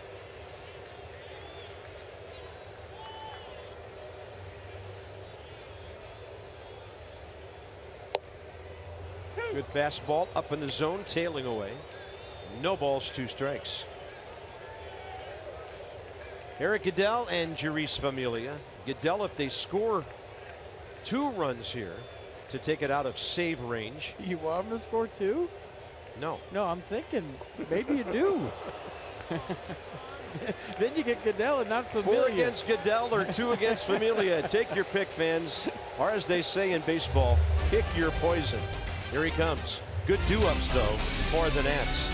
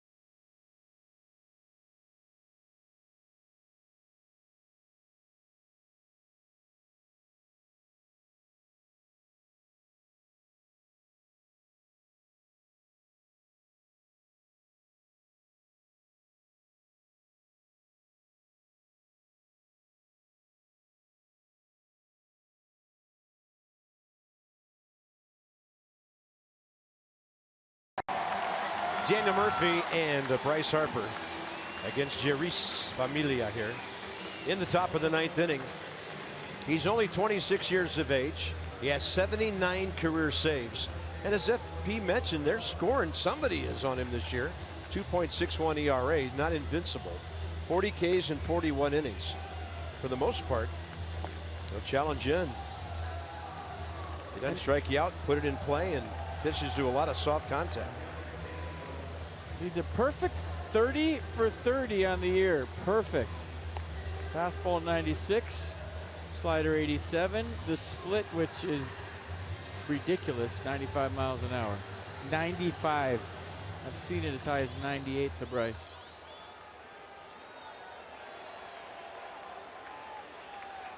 Wilmer Flores has moved over to third base for the Mets here. Kelly Johnson stays in and replaces Flores at first.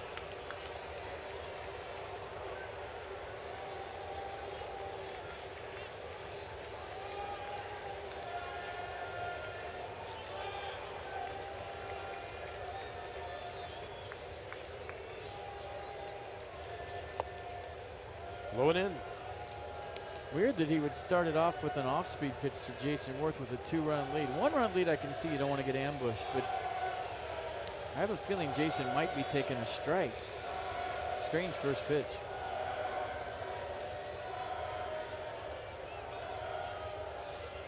Heater right in there.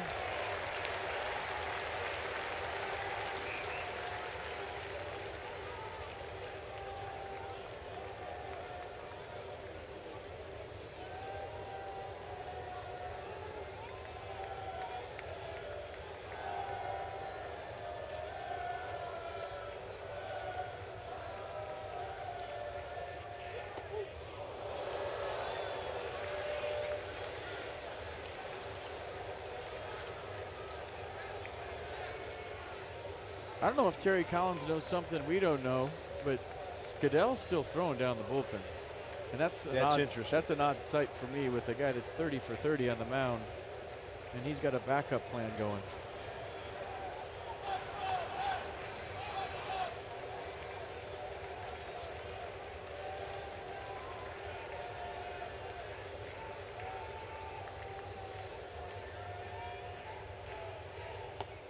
Holds on way too long, 3-1. I mean, as a manager, you know what guy's been in the training room, what guy's been getting treatment, who's feeling good, who's not feeling good, who's a little sick, who's 100%. So, I don't know, the fact that Goodell's up might give you a little hope that he knows something we don't about his closer. I don't know.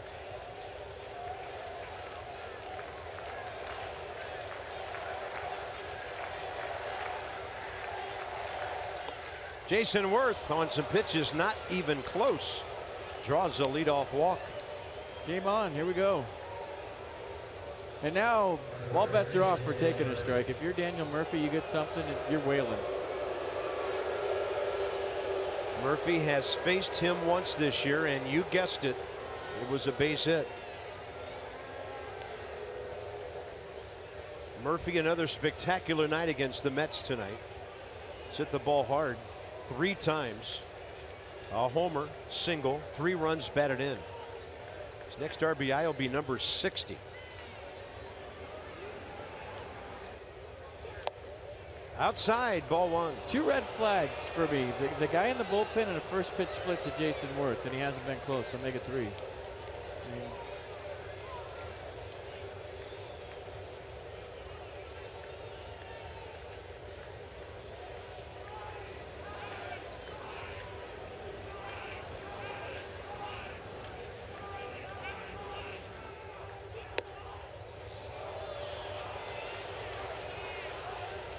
I don't know, do you take a strike here?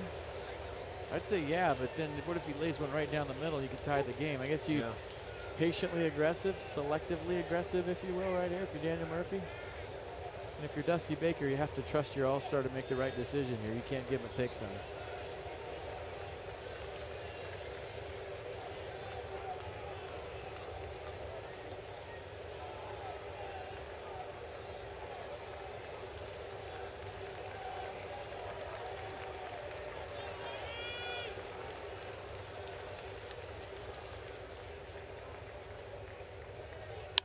Murphy, left side.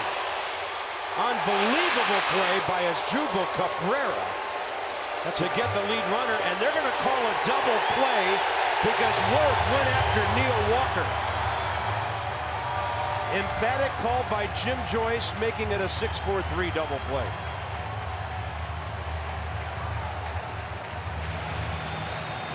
I mean, they're playing no doubles on Daniel Murphy. That ball gets through its first to third, nobody out. So a tremendous play by Asdrubal Cabrera, gets his old ball club.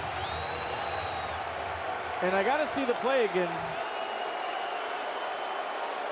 with Jason Worth. Dusty Baker getting his money's worth right here with Jim Joyce.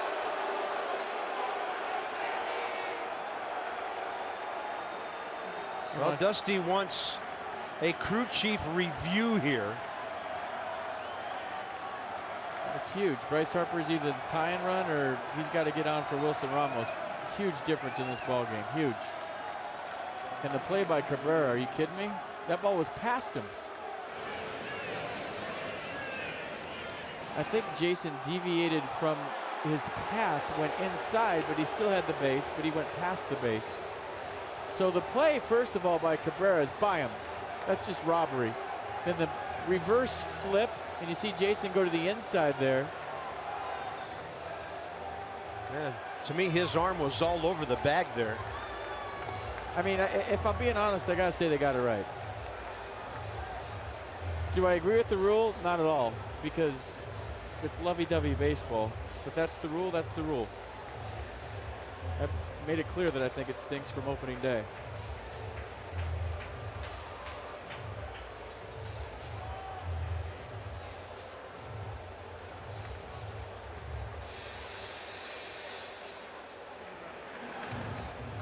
I think Jason's trying to say I tried to hold the bag and then my hand came off, and that's why I kept going. If you can read lips in the dugout, he tried to grab it right here. See, he just missed the bag with his hand, then he kept going. If he hooks the bag with his hand, it stops him, or at least slows him down. Yeah, you saw Neil Walker immediately gesture to his dugout.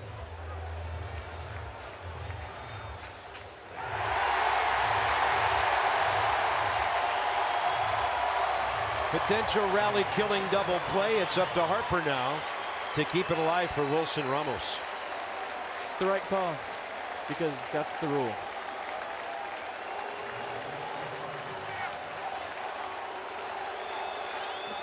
You see him try to grab the bag and his hand went over it, and then he went too far. Familia and Harper. Bryce 1 for 8 career against him. With a walk, Familia has struck him out 6 times. Familia doesn't have it tonight. This was the night, and still might be with 1 out to go.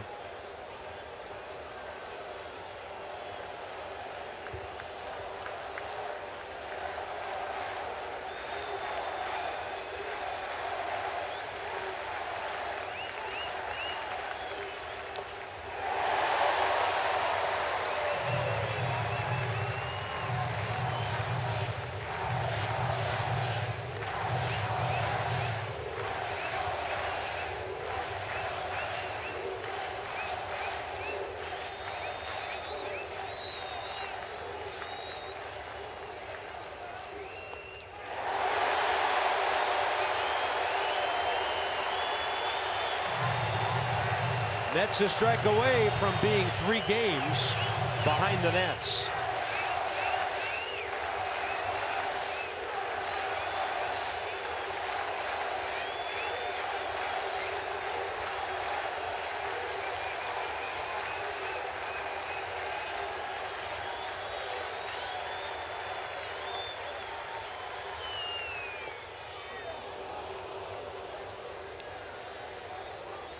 He's thrown 12 pitches, and 1 of them have been a strike tonight. The one Daniel Murphy hit. Well, 2. The first pitch to Jason Worth, or second one. Trying to tie Brad Lidge for the 5th longest streak in history. Trying for his 47th straight save. 2-2 to Bryce Harper. Bryce is flipping it the other way to stay alive.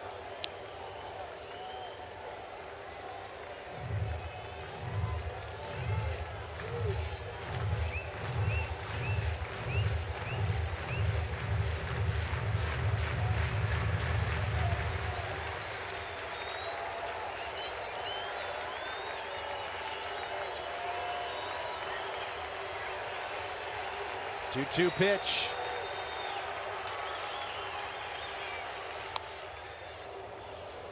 Badly, 95-mile-an-hour split.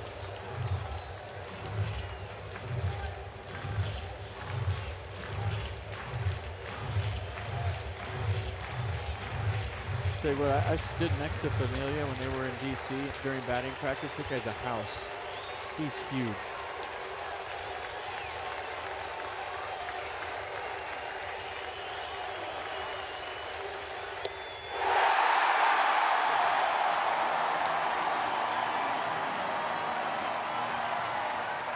Unbelievable battle for over 3.5 hours. And the Mets beat the Nats 9-7, out hitting them 15-12. It's a 3-game difference in the National League East.